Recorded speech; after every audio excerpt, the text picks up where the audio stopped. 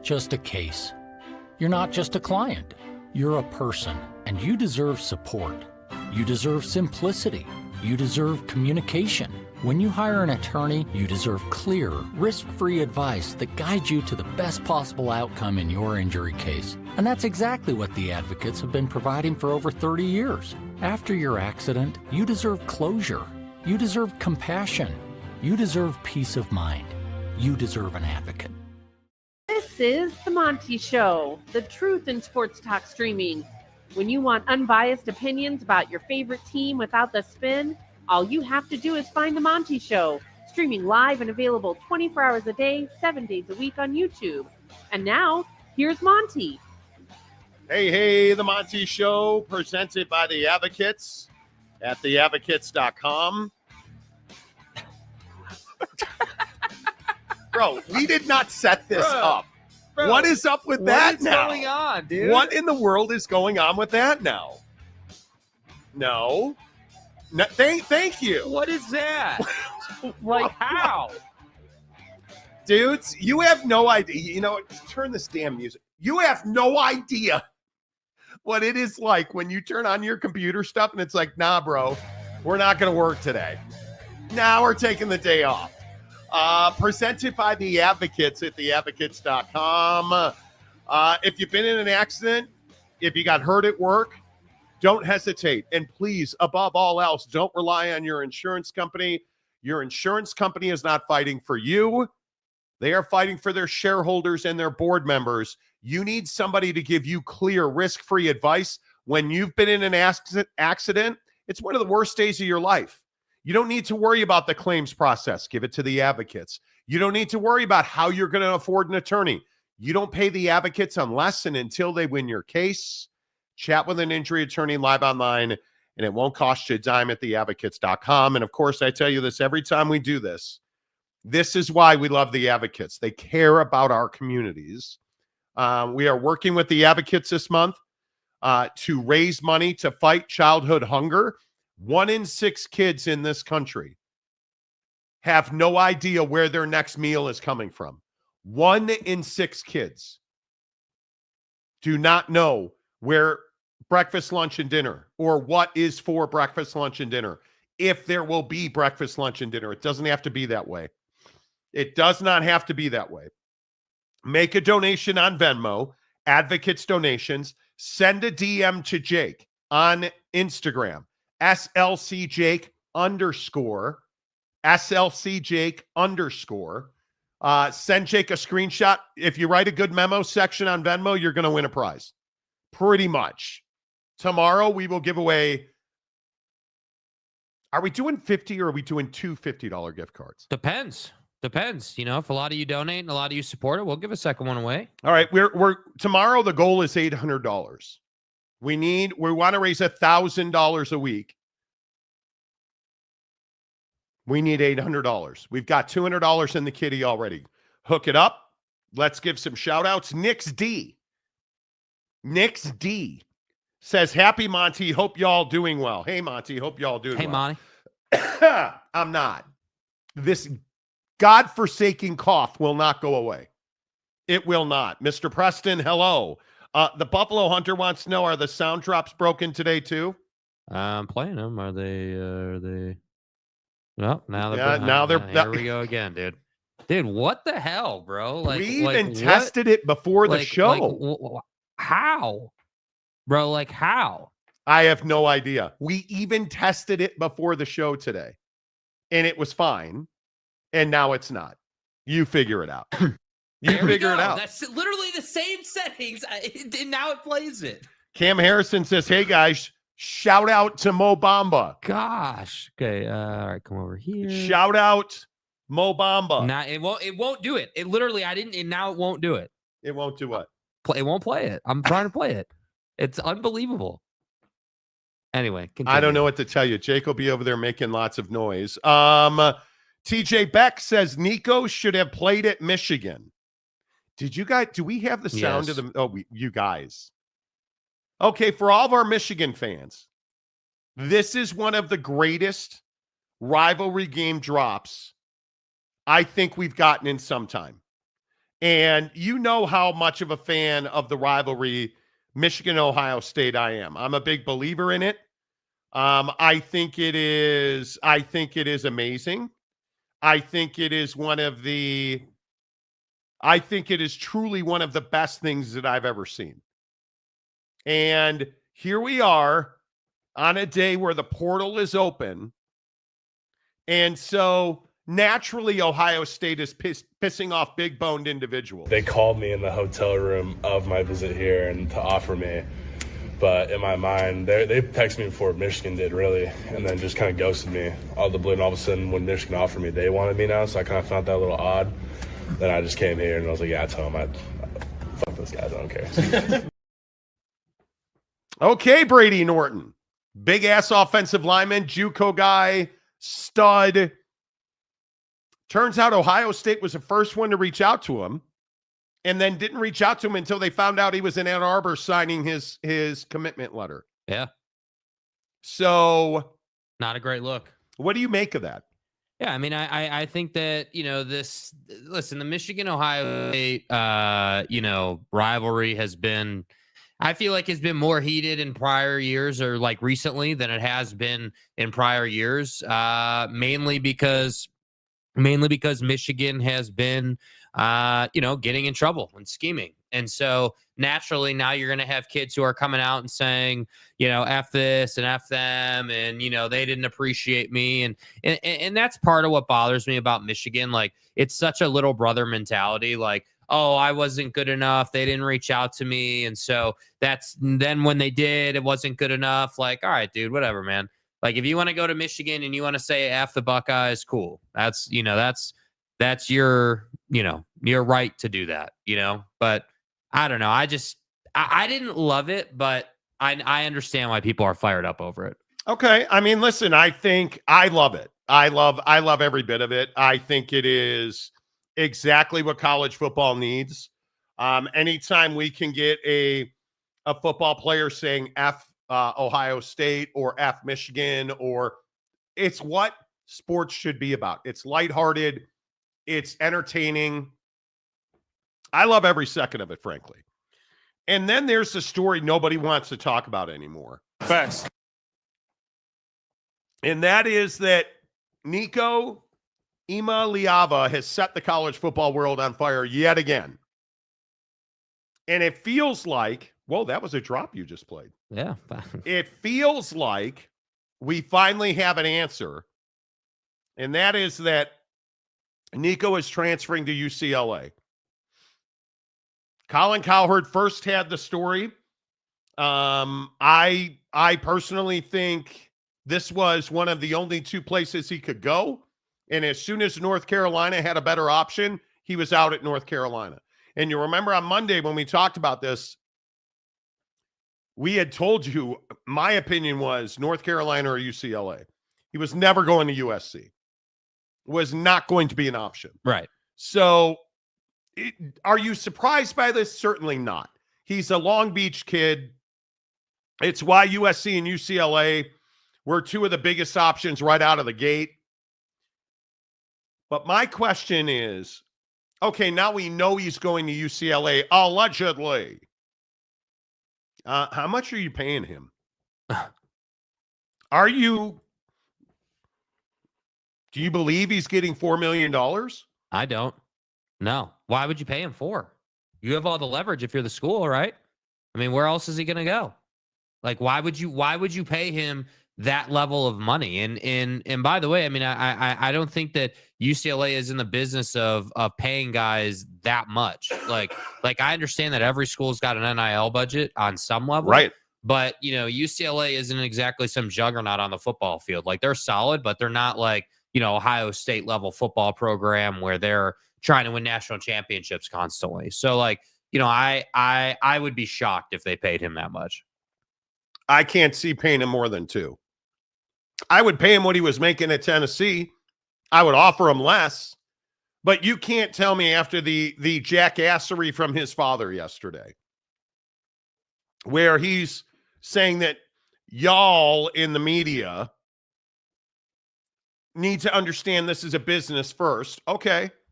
But Tulane and a lot of other schools, yes, Nico has offers over $4 million. Does this mean he got $4 million? Is that what we're to believe? I don't believe that. You can't tell me you're paying Iamaleava more than you're paying your head coach. Right. That doesn't seem right. Well, and I think that, what's going to be really interesting here is the spin cycle. So, like, let's say they pay him $1 million and a half, let's say.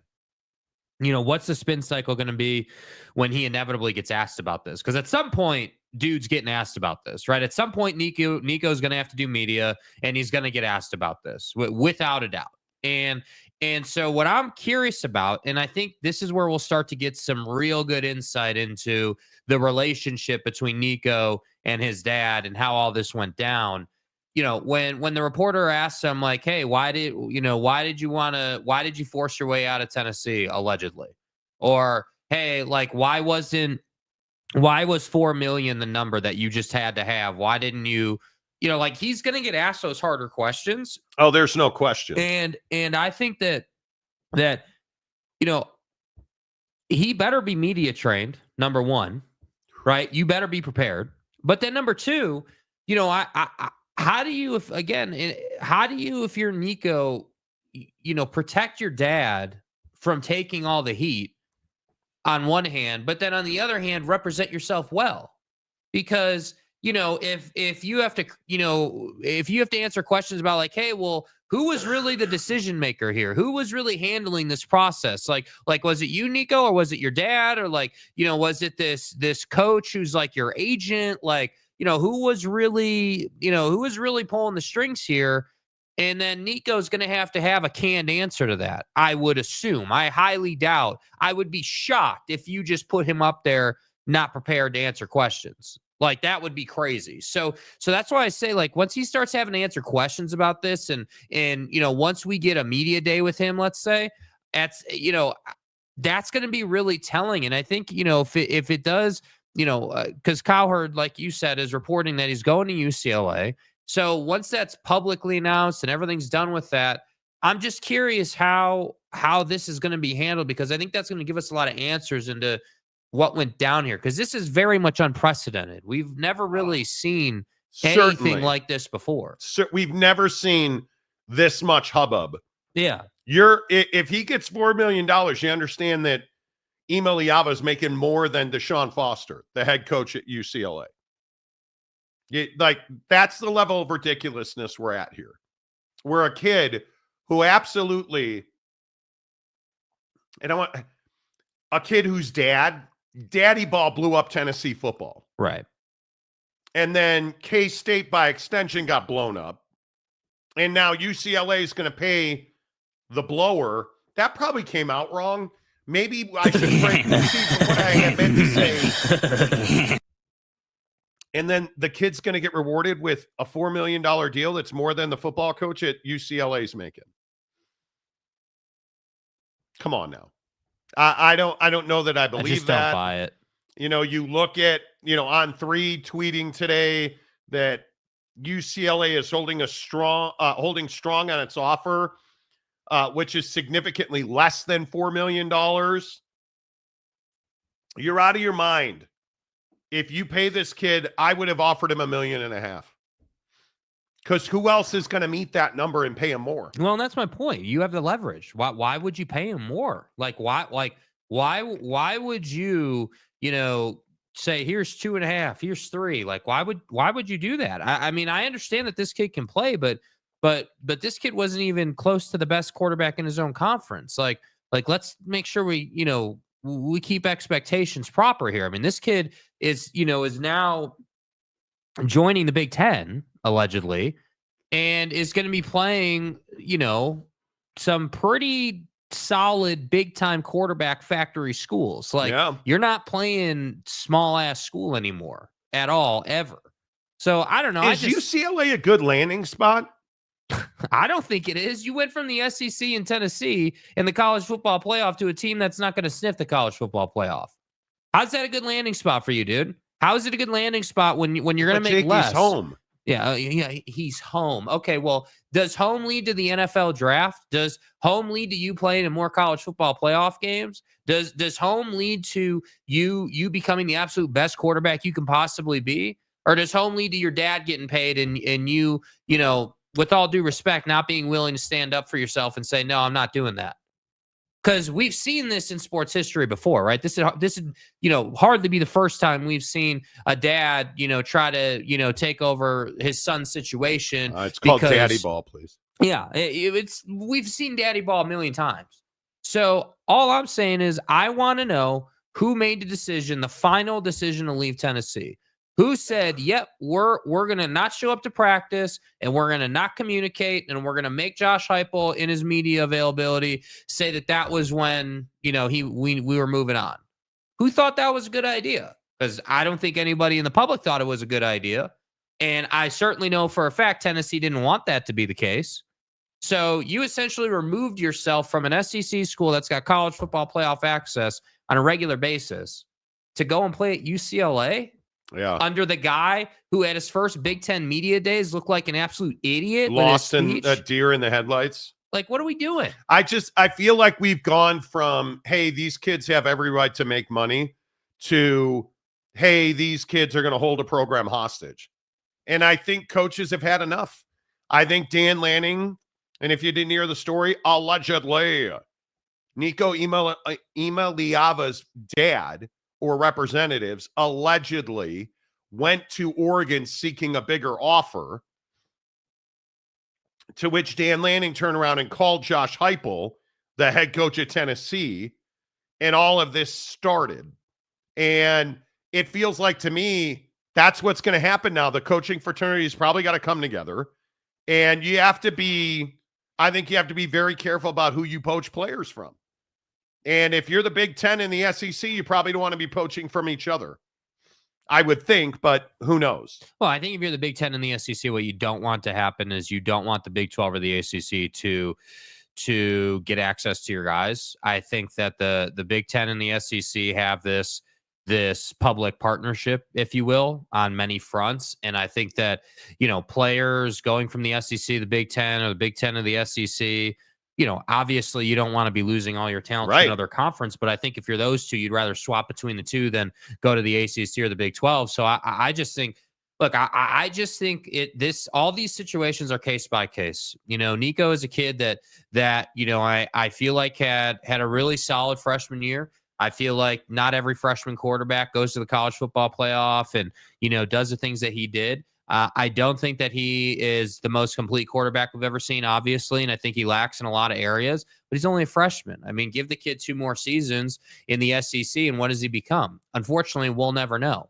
And that's the problem, is not only are you putting his future in question, now you're limiting where he could go, because the other part of this conversation that no one's really talking about is what happens when you get unhappy at UCLA, right? Well, because now you're not going to the college football playoff. I would be shocked, and I think everyone else would be too. So if you don't go to the college football playoff, if you're not contending to win the Big Ten, which I doubt they will be, are you just simply happy being at UCLA because you get to go to the shoe and you get to play Oregon and, you get to play in those bigger venues? Is that you know what I mean? Like, I just don't think that you're going to be that much happier. And that's what happens when you make, as Marcus Freeman said, transactional decisions. When you chase the money, the money's all you're going to have. So yeah, I don't know what you do at that point. And then you have Tennessee going to K-State. As we talked about yesterday on the show, you've got freaking Avery Johnson transferring to Tennessee allegedly, and you got Josh Heupel and Joey Halsley following him on social media. Like, this is what we've turned college football into via social media. And I hope you're happy about it, because this is what everybody said, the kids should make money. And I don't disagree with that. But there's got to be guardrails put in place. Yeah, and I just don't understand why it's got to be, so damn complicated, right? Like, it's not hard. Like, when NIL first came out, you guys remember the phase we were in where it was like, well, a kid's got to be able to make $5 on a T-shirt.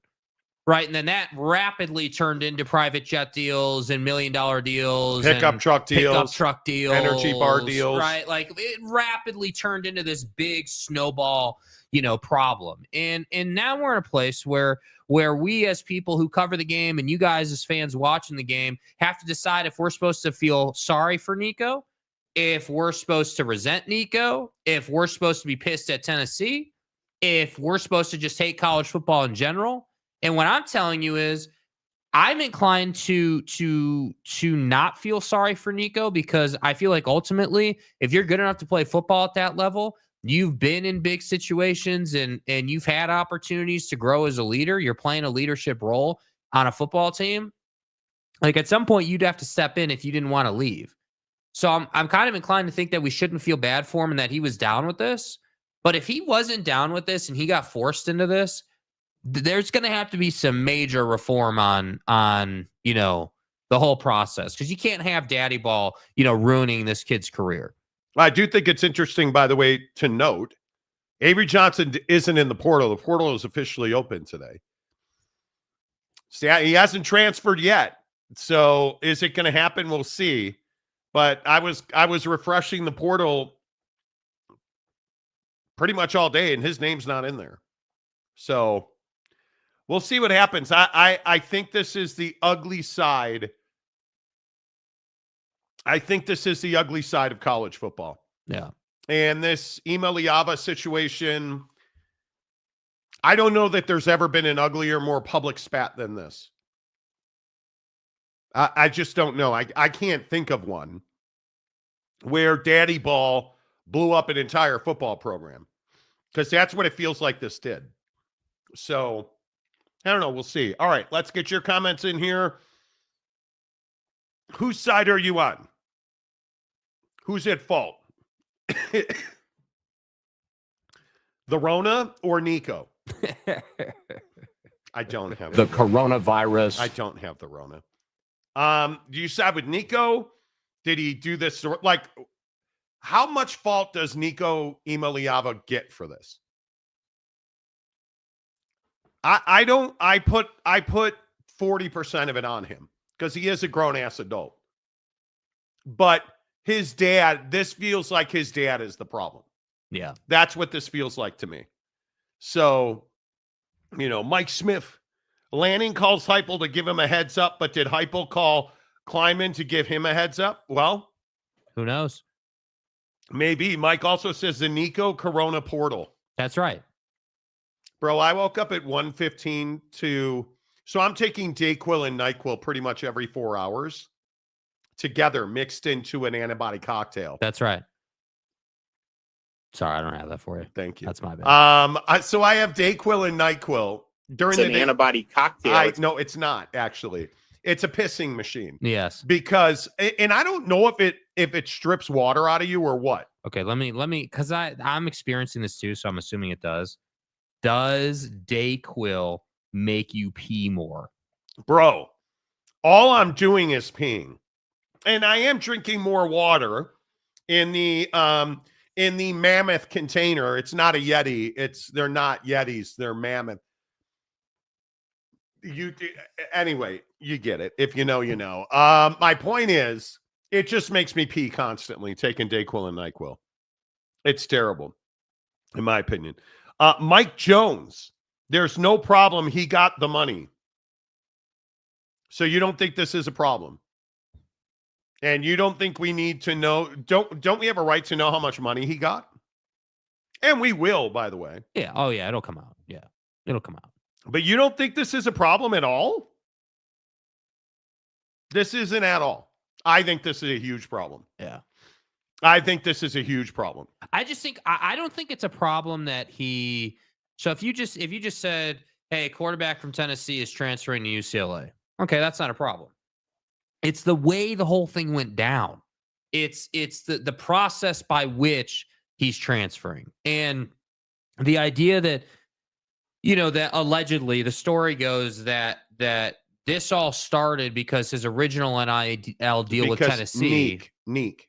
Yeah, because Neek was upset that he wasn't getting paid more for going to the CFP because the original contract stipulated, hey, this is your number for the season. And it didn't have an additional number for the CFP. And he's like, hey, I'm QB1. I just led this team to the CFP. I want more. And that's where we are. So I just don't understand how there's this, and we've heard coaches talk about this, but this lack of value from the kid on, hey, I'm at a big time program. Like, bro, Rocky Top is iconic, dude. Like, with all due respect to UCLA, Rocky Top is one of the best venues we have in college football. It is like, you couldn't really ask for much better outside of a handful of programs in the SEC. So the fact that you're leaving that situation as QB1, making, On3's valuation was $3 million. Most people think he was making $2 million. That type of money playing college football, you left that because you wanted a little more. Like, I'm sorry, dude, I disagree with that. And I think that that's the wrong decision. And if your dad forced you to do that, that's a huge problem, man, because ultimately I understand you got to take care of your family, but I got news for you, bro. Yeah. Like $2 million, $3 million, that's more than enough money to take care of everybody in your family. I think this is bad for college sports in general. I think it turns a lot of people off, as does trying to say Iamaleava. Brandon Butler, who's been a member of the show for 27 months. Nice.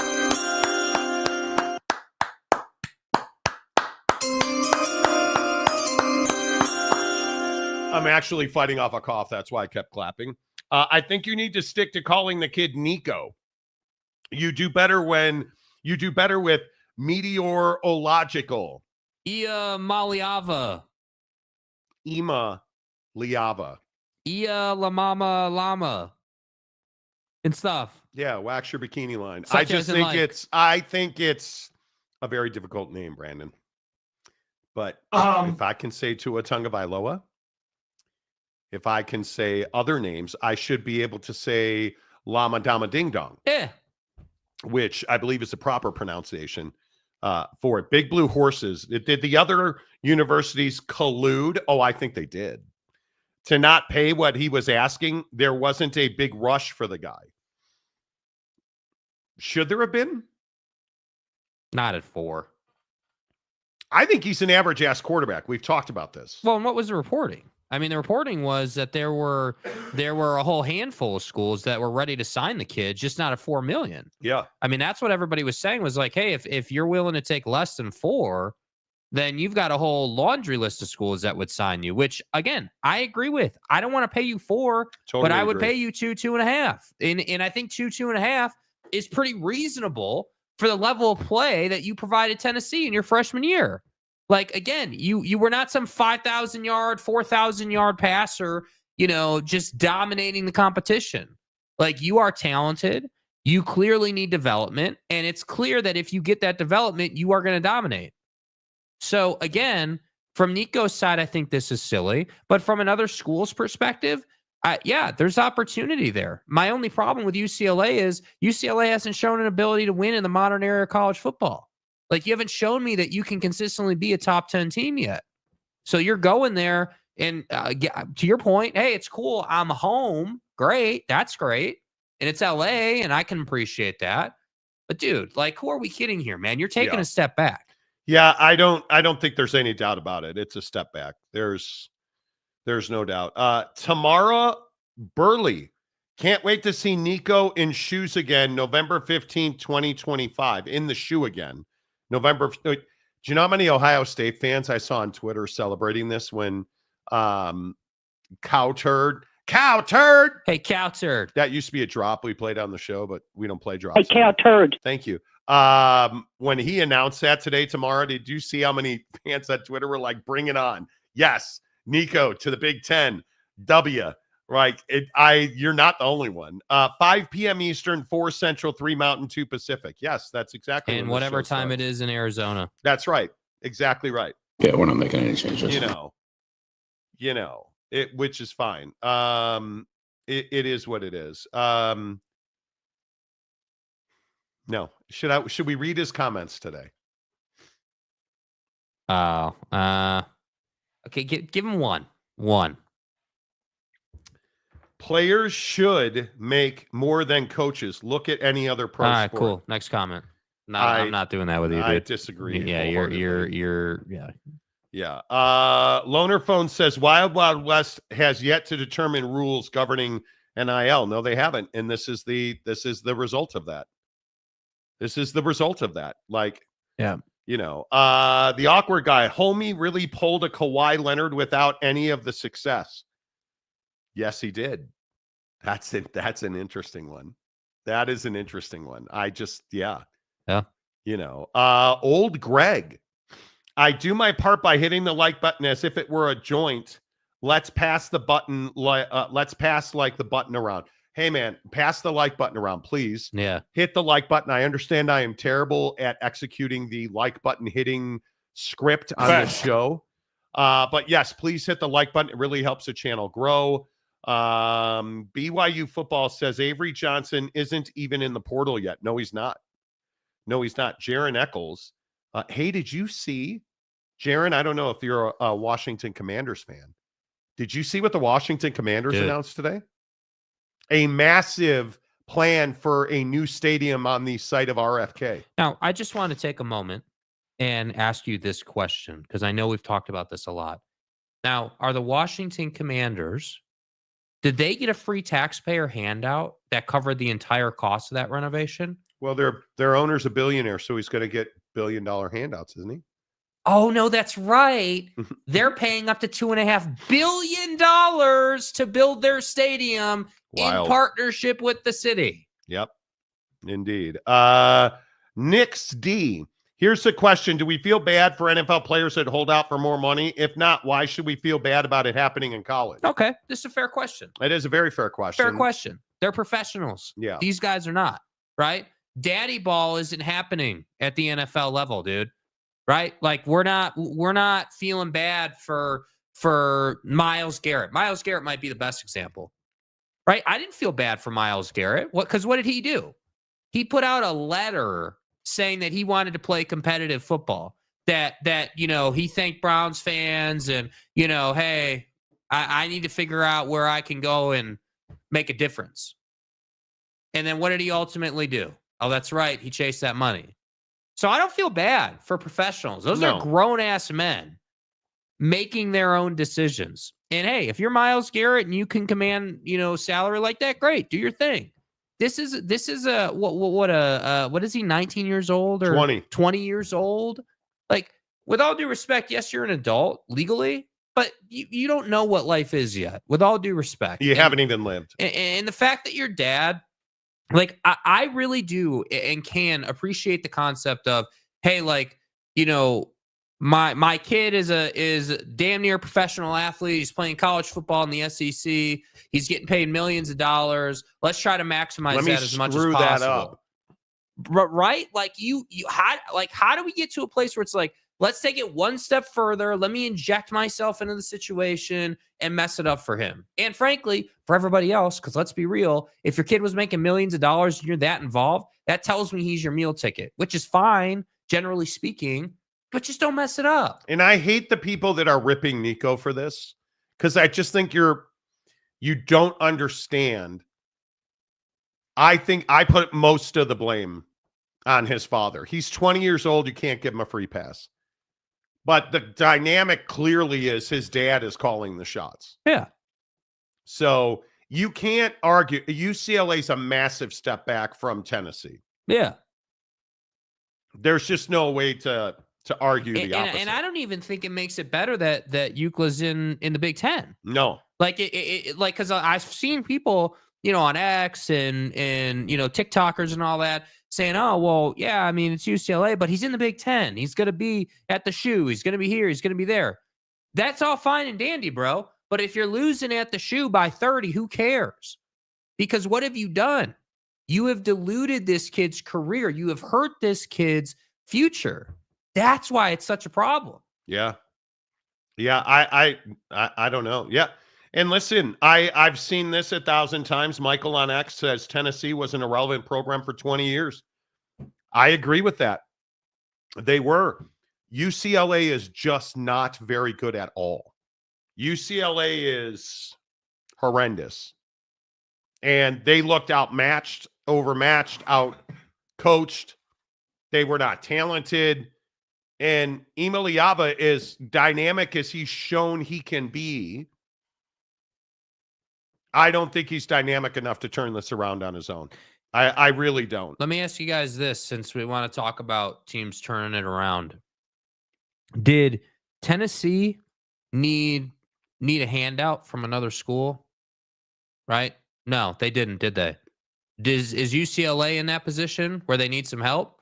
Yeah, and they're getting that help from USC. And ultimately, the reality is UCLA is not going to spend the bread on the football program that Tennessee is. Whether it's NIL, whether it's facilities, equipment, coaches, like let's not sit here and try to spin this, man. UCLA is a clear step down in program quality. You're going from the SEC to a Pac-12 has-been. That's what you're doing here. And even in the Pac-12, they were never competing to win the conference. They were a team that was gritty and physical, and you could lose to them at their place if you weren't careful, but they were never winning the Pac-12. UCLA is a basketball school. Yeah, like, come on, dude. I mean... And listen, I liked Dorian Thompson-Robinson at UCLA. It's DTR, please. Yeah, don't get me wrong, dude. I liked him. I liked his game. Like, it really enjoyed covering him while he was there. But, like, I just don't know why we have to spin this. Like, it's a step down in money. It's a step down in stature. It's a step down in access to the CFP. Yeah. And don't try to tell me it's not a step down in terms of this kid's percentages to get to the NFL. Like, come on. UCLA's in a tough spot. Yeah. I mean, you're playing in a dilapidated Rose Bowl. There's not a lot of enthusiasm in the fan base for that stadium or that venue. It's special one day a year. You're always second to USC because USC is the king of football in Los Angeles. Like, it's a tough spot to be in. It is. Anyway, the awkward guy. We did have daddy ball with Eli not going to the Chargers and instead going to New York. I mean, okay, that's fair. I don't disagree. I mean, it is. Eli did not want to be a Charger. Certainly did not want to be a Charger. And are we getting that with Shedeur, who we're going to talk about in a minute? Are we getting that with Shedeur? Maybe. But do you notice how, like, definitive those situations are? Like everybody was on the same page with what Eli Manning wanted and what his dad wanted. You know, like, there were never really any. It's pretty controversial, though. It was controversial for sure. But my point here is the relationship between the player and his dad in this particular situation with Nico, I think is somewhat unclear. It's clear that his dad is the one driving this thing. What's not clear is where, in my opinion, is where Nico stands with all of it. I am not 100% sure that Nico was just head over heels ready to leave Tennessee and that he just, bro, I got to have $4 million. But is he going to say that? I don't know. But as usual with media, we can read between the lines. Now, we're assuming he'll get asked the right question. We're assuming that people will lean on him with questions a little bit and try to get some truth out of him. But the most important thing to me is not how much money he's making, or if he prioritizes money over winning or anything. Yeah. All that matters to me when it comes to college athletes is that they get to do what they want to do. If you want to leave and take a step back to make more money, that's your prerogative, right? If you want to make less money, but you want to win championships, that's your prerogative. But what I don't want is your dad getting involved and forcing you to do something you didn't want to do. And then now we're here and you're losing. Like, that's miserable. No, Mike Jones. You really think that Iamaleava should get what Beck got? Under what scale is that? I mean, Carson Beck played on national championship caliber teams, and without him, they lost. And I'm not saying that he's a world beater, but that guy is somebody that was part of one of the great dynasties in recent memory at Georgia. And you think he should get the same Nico Iamaleava should get the same money as Carson Beck. You're out of your mind. Yeah. You are out of your mind. There's no level or measure that says that. UCLA and Nico are in the same boat. Neither will make $4 million this season. Probably not. Probably not. But, Sergeant Green, I've always looked at UCLA as a basketball school, not a football school. Yeah. Same thing. I mean, it is. I don't know. I feel bad because I think this kid's going to get wrecked. I think the microscope is going to be unbearable. His level of play will have to be almost perfect. Not many people are going to see him because UCLA is not expected to be good, but I hope that this is Nico's doing. Yeah. I hope 100 this was his decision. Because then at least at that point we can disagree with it, but feel okay that he was the one that, signed on the dotted line. I don't feel like that's what this is. I feel like this is his dad. And I feel like it feels like this is an adult trying to take advantage of the earning power of his kid. That's what this feels like to me. Yeah. And I hope I'm wrong. I hope I am completely wrong. Somehow I don't think it is. This is not, and to the earlier point, like comparing this to a holdout. Mm-hmm. I don't believe you can compare this to Myles Garrett. Pick whoever you want. This is not Myles Garrett.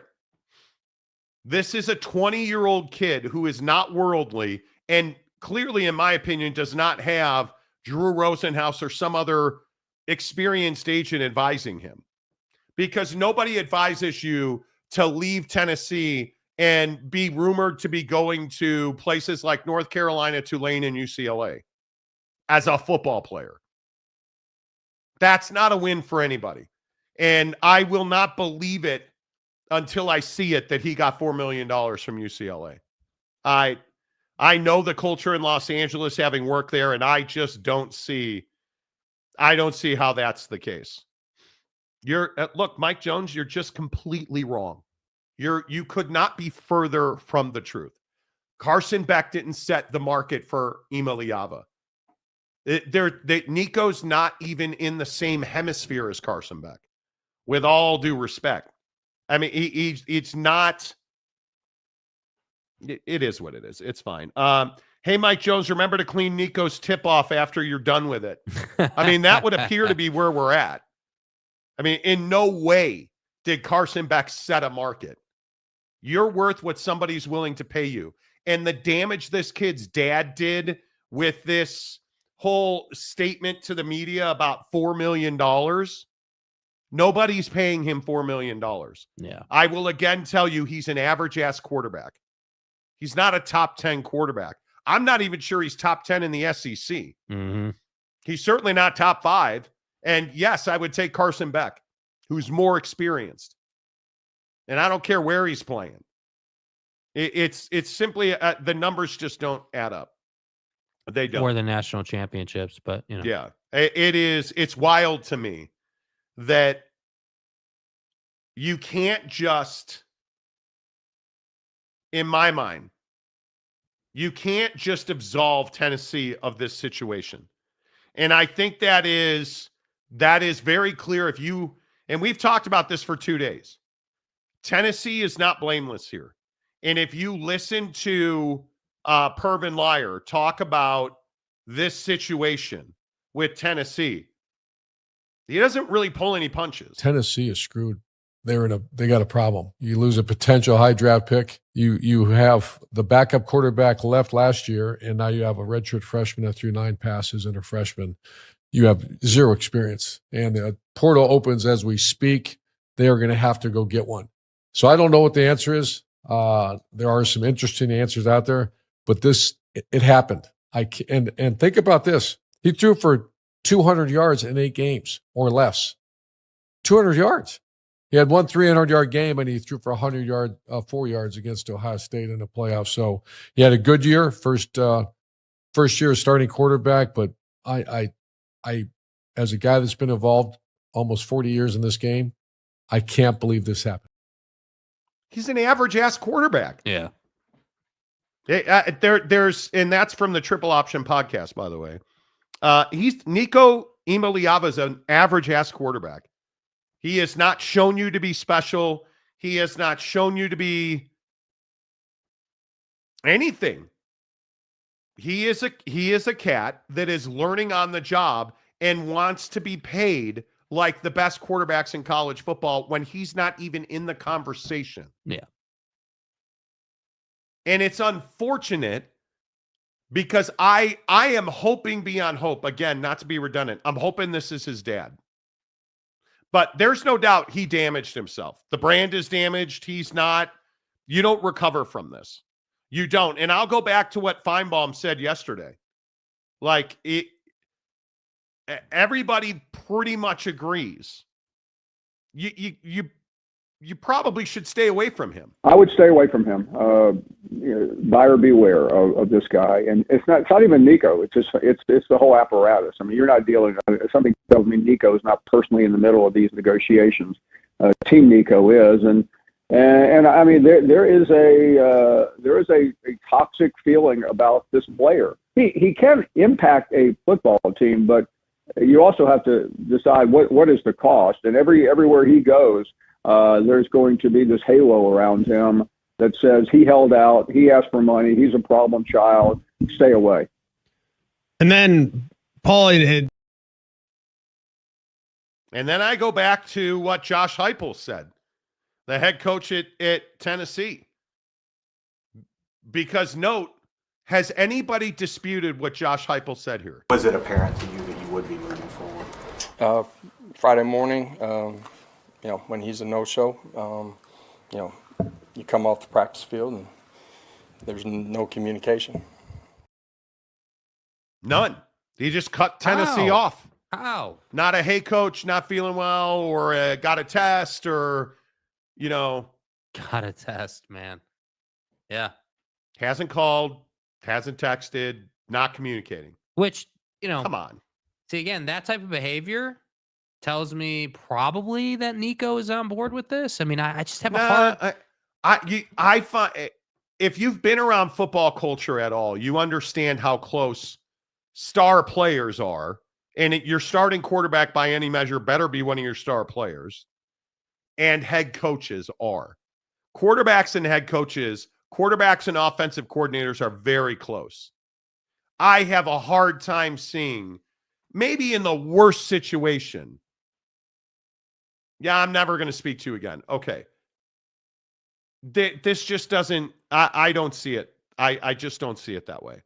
I think that when you have a program like Tennessee, is one of the most storied programs in the SEC, melting down, does not have a starting quarterback right now because they essentially were being held hostage over NIL money by an average-ass quarterback. He's not, and again, we went over this, but if you look at Nico's numbers, and I know that it's probably not popular, but look at his game logs. The fact he only completed 64% of his passes. That against Ohio State in the first round of the playoffs, he completed 14 of 31 for 104, no touchdowns, no picks, 47 yards rushing. And you look up and down against the best teams they faced, he had really poor performances. Georgia, 20 of 33, 167. You look at Alabama, 14 of 27, 194. Florida, 16 of 26, 169. Like, they're the best defenses they saw. He played poorly. And I don't know how you just overlook the fact that he's not even the best quarterback or one of the best quarterbacks in that league. Are we clear on that? I mean, Quinn Ewers or Nico. I'm taking Quinn Ewers every day. All day. And go down the list, Carson Beck or Nico. I'm taking Carson Beck. All day. All day. We argued over Jalen Milroe yesterday. Yeah. That's how do you not? I mean, Jalen and Nico. I mean, how do you not? Like, how do you not take Jalen? Right? I mean, I just think that it's. I don't know. I think people like to oversell his value. And that's the kind of the world we live in, right? Where it's like, hey, if I say this car is worth 100 G's and it's really only worth 20, then it's worth 100. Like, okay, I guess, but I'm not paying that. And a much maligned Jalen Milroe, I'll remind you, threw for 374 yards and 2 scores against Georgia. Yeah. And I don't know, man. I feel bad for the kid. I feel bad for the kid because this conversation's going to be on repeat now. He's an average ass quarterback.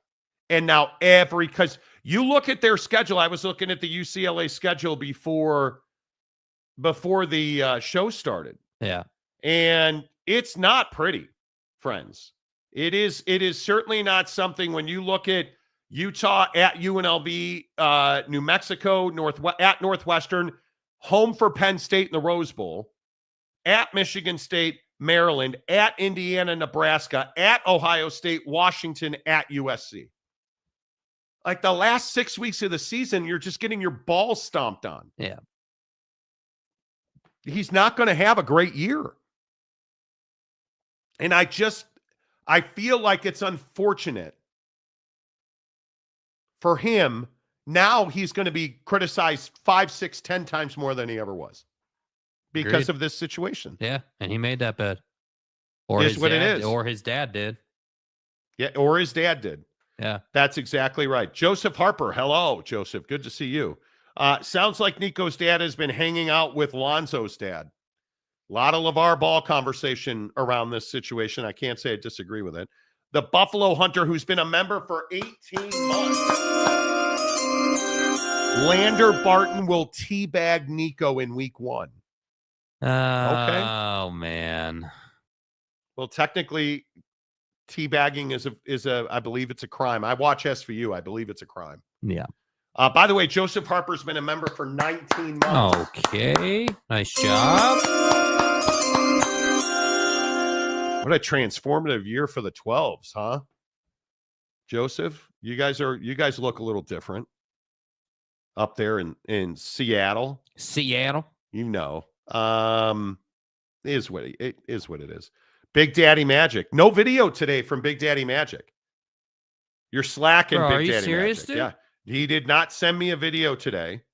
And let me check to make sure. Victor's not the way? Oh, he did send me. He did in a nude. It's a nude. Okay. It's a nude. Oh my God. It's a nude. Yeah. Hold on. It's a nude video of Big Daddy Magic. He's laying in bed. Hey, player. Our beloved MVP Josh Allen has an arm so strong he throw a pork chop past a werewolf. Woof. Good day.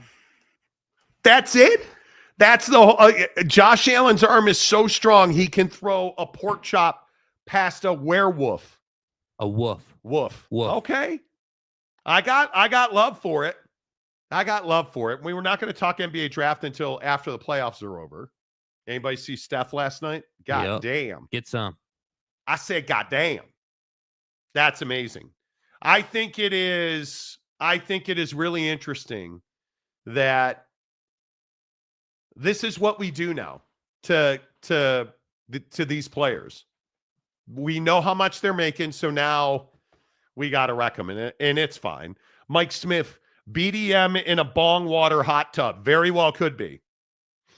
Very well could be. 100%. Noel Ramirez, LOL, how about them Magic, though?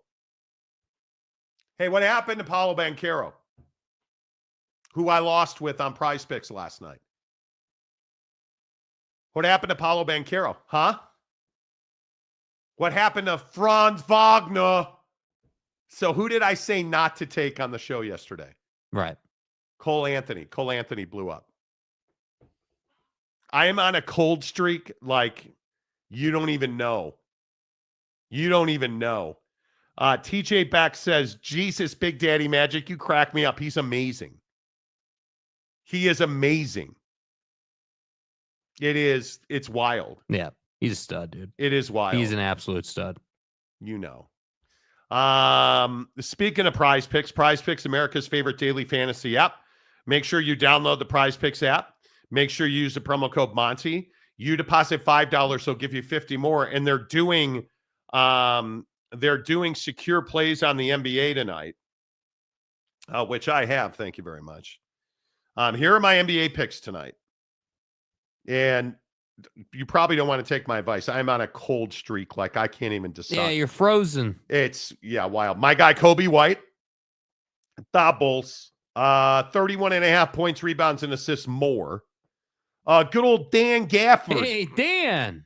Dan Gafford, Dallas at Sacramento in the play-in, 5 rebounds.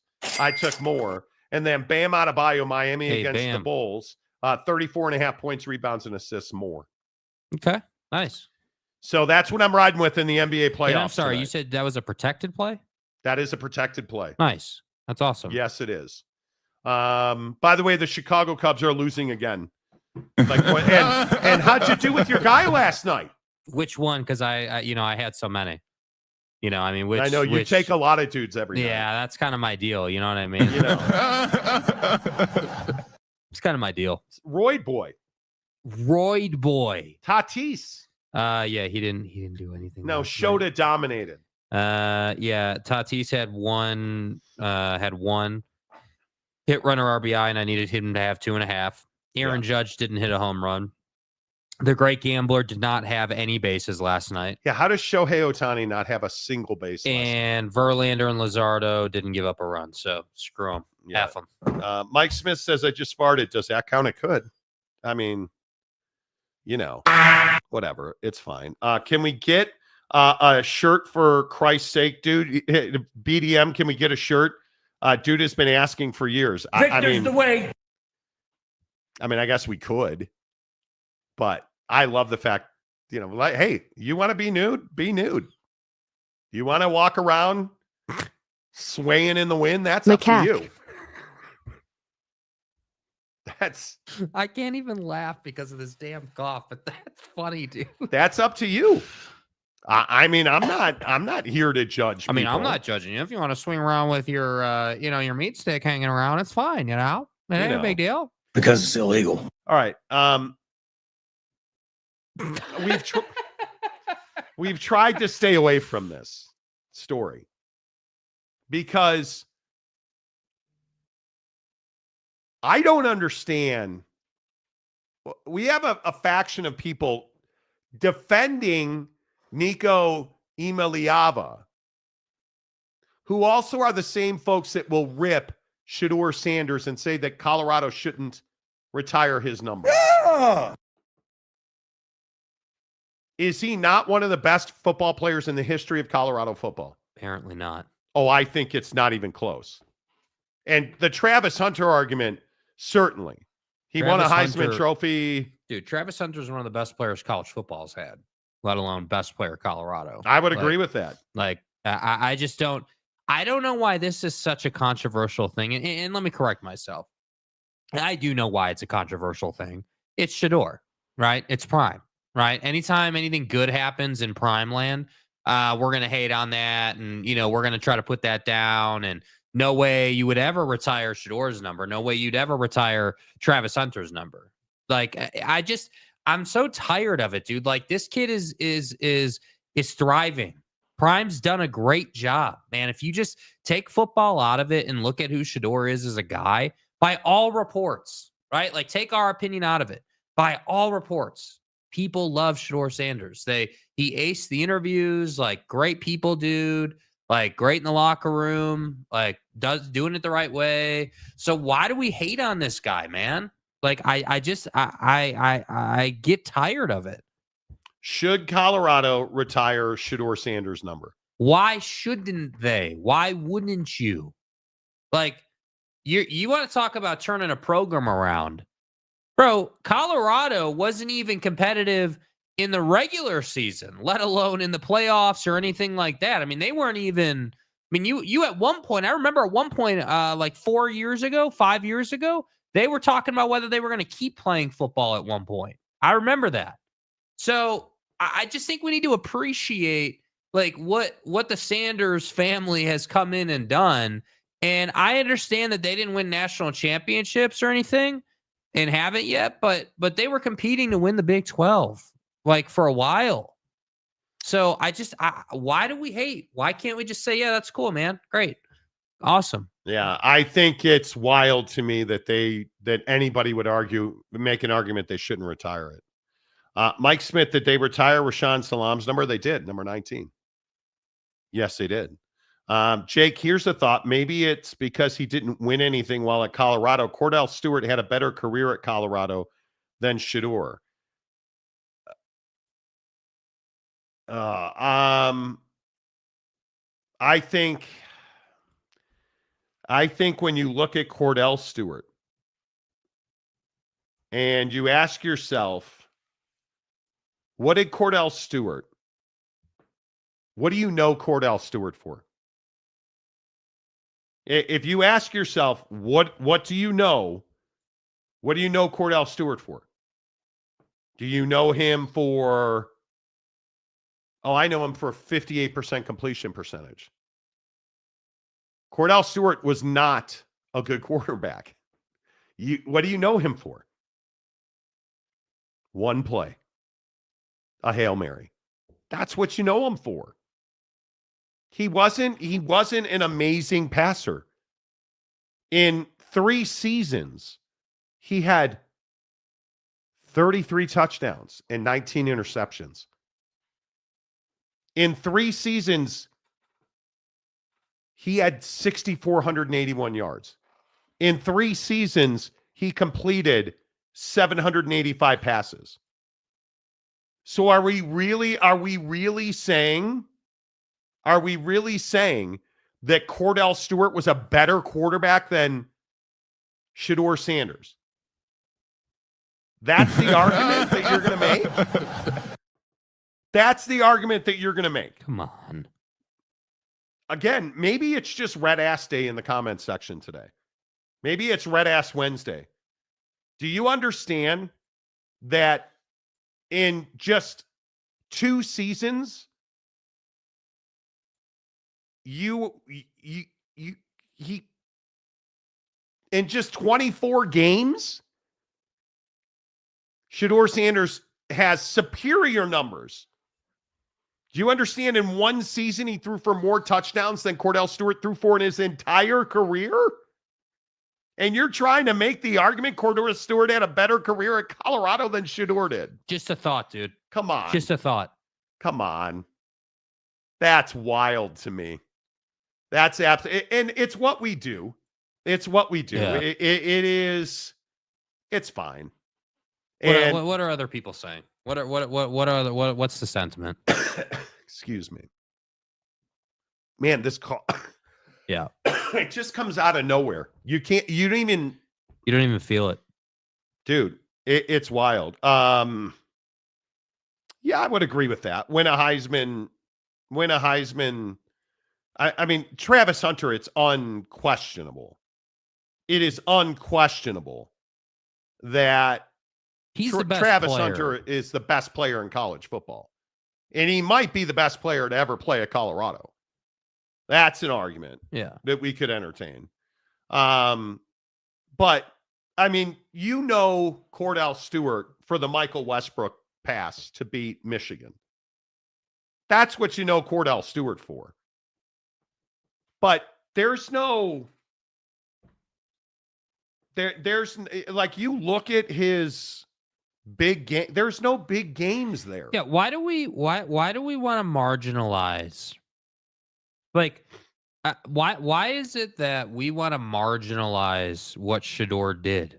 Like, do you understand that for some programs, it's not about just national championships and like, it's not just about that. That is one I would say, pillar of every football program. Like, how many national championships have you won? How, frequently are you in that conversation? How, like, that's one pillar. But I think the situation in Colorado is unique, meaning, Colorado was not competitive. Everybody doubted what Shedeur and Dion could do together at Colorado.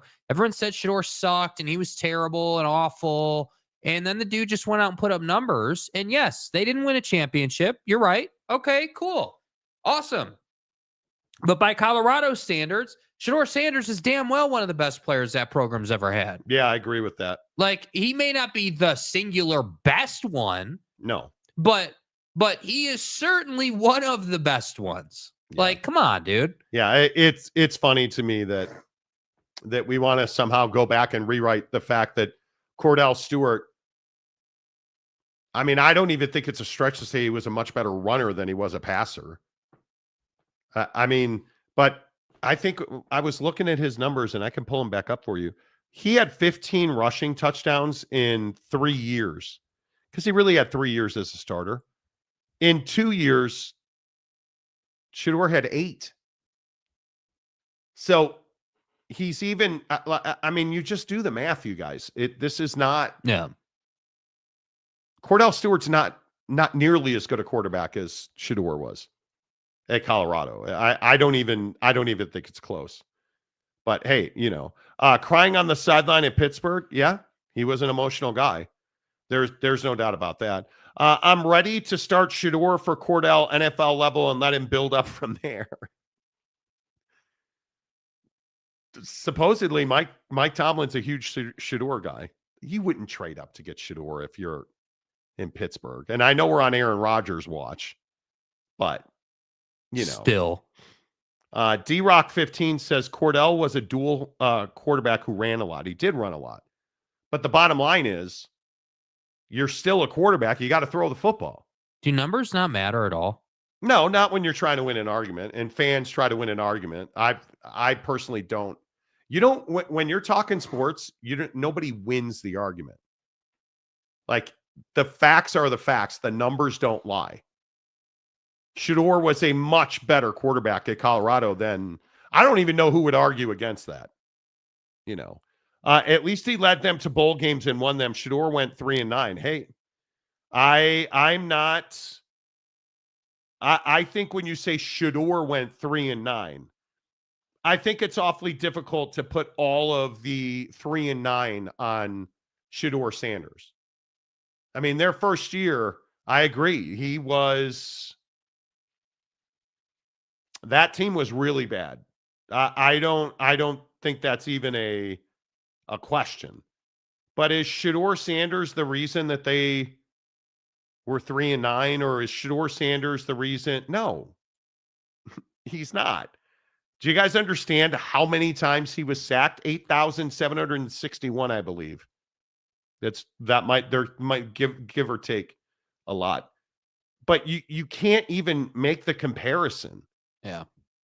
He's not responsible for 3-9. They had 0 defensive line and 0 offensive line in year 1. And we're putting all 3-9 on him, Nick? I'm not doing that. Shedeur is a better quarterback than Cordell Stewart, but the Hail Mary pass was really cool. Think about how long ago it was, and we still remember it. It was a great play. But are you telling me Shedeur to Travis Hunter in the corner of the end zone wasn't cool? What is it that people inherently hate about Shedeur Sanders? That's what I'm sitting here thinking about. I mean, it's outrageous, what is it? Dude. It's incredible. What is it that has people rooting so firmly against Shedeur Sanders here? Somebody explain that to me. Why are we putting a 3-9 record on Shedeur Sanders? Like that. This is the stuff that I don't understand why we do this. I want to understand it. And if somebody wants to explain to me why a team that went 9-4 this year, he doesn't get credit for the 9-4. He doesn't get credit for that. He just apparently not. Nah, we're not going to give him credit for that. We're going to go back and we're going to look at the 4 wins in 2023. Even though they beat TCU, Nebraska, Colorado State, and at Arizona State, you know, like that, you think that was his fault?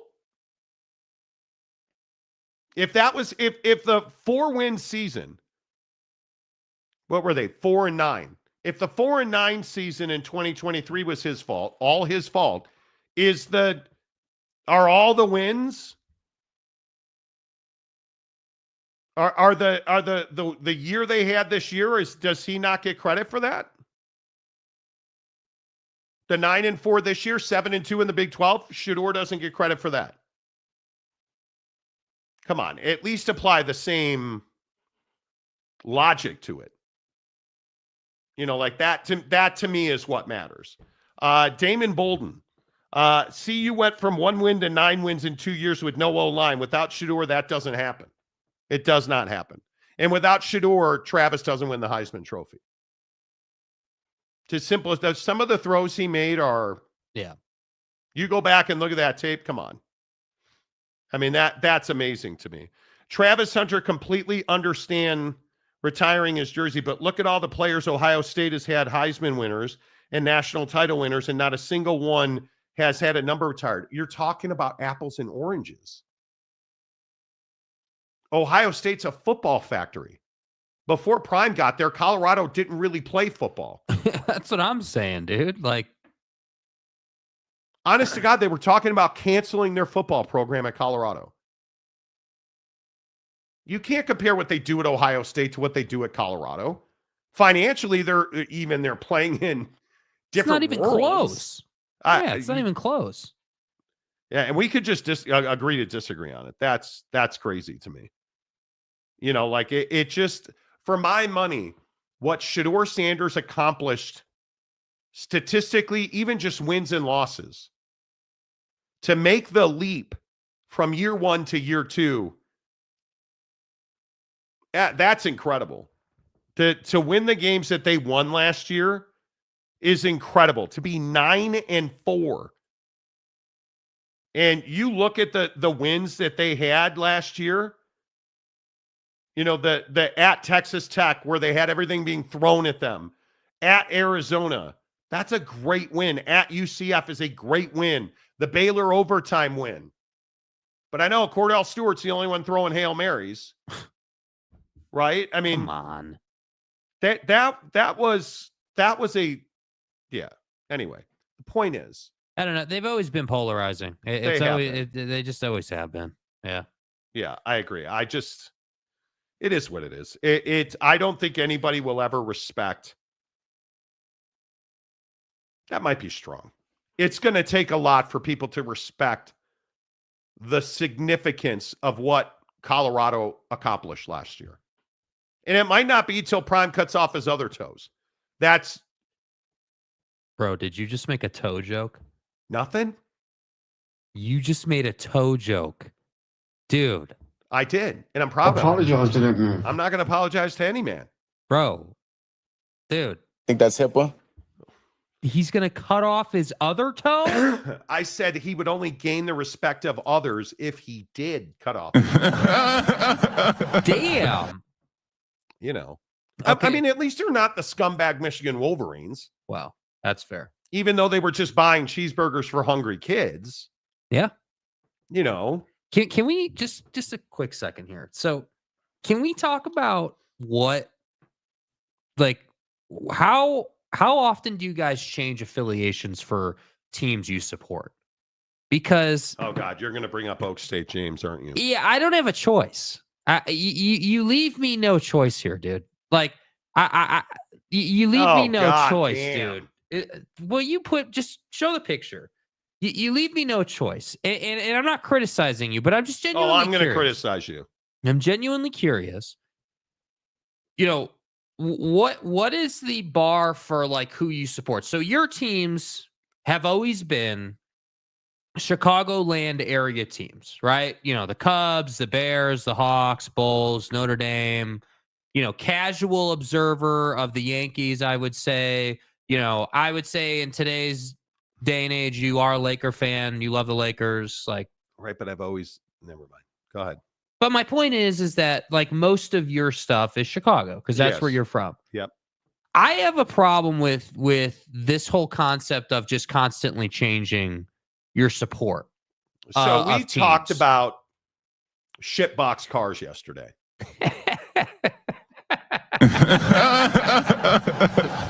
Did we not? Well, Monty, he's in the Honda out back,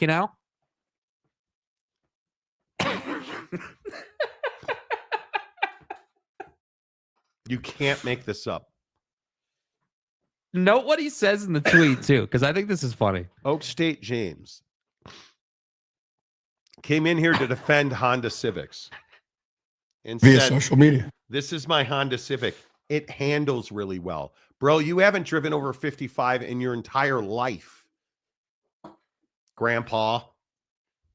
It gets 40 miles to the gallon on the highway, which tells me you're not driving over 55 ever. Never.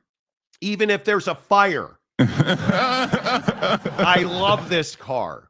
And then he's got like a pedophile priest thing on his license plate frame. Yeah, what is it? What does it say? It says I don't know, and I probably don't. It says exposing wolves in sheep's clothing. And I want you guys to notice, because this is also an inflection point for James. Notice how he's covered up his license plate.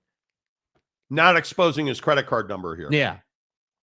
But then he doubled down on the TCU. You guys notice a little TCU there? He's Oak State James. Right. Like Oklahoma State and Gundy and the mullet.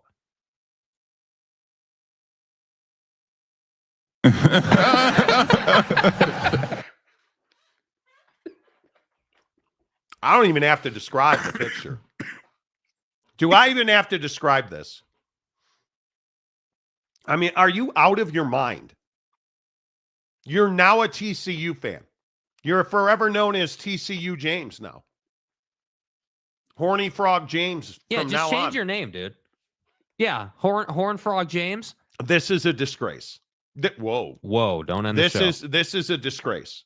I so hope. Yeah, is saying this a disgrace too far? Is this a true betrayal?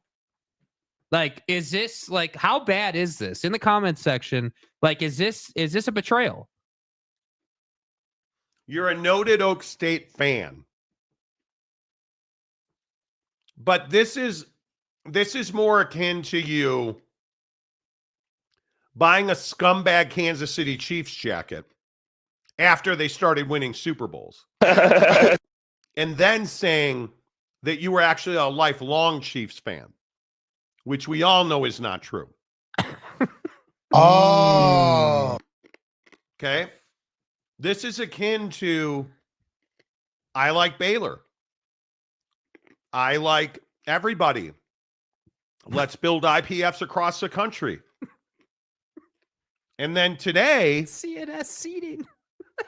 You show up in the CNS seating section rocking a TCU flag, and then we find out that you have a TCU sticker on the back of your shitbox. What am I supposed to do here? And even though I'm proud of you for renouncing your take that your wife is not hot,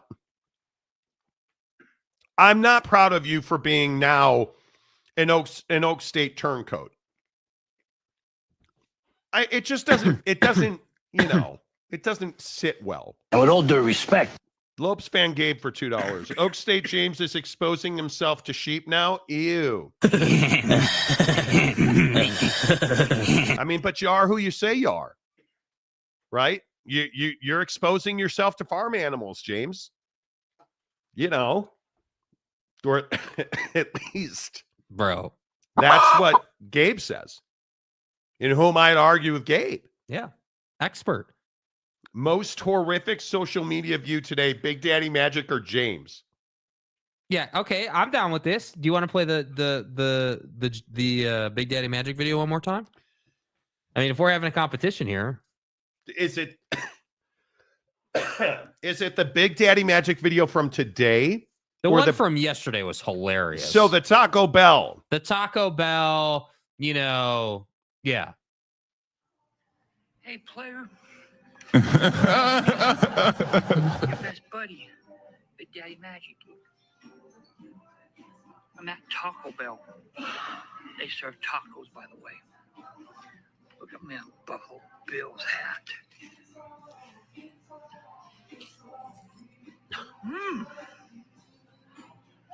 Me like cookie.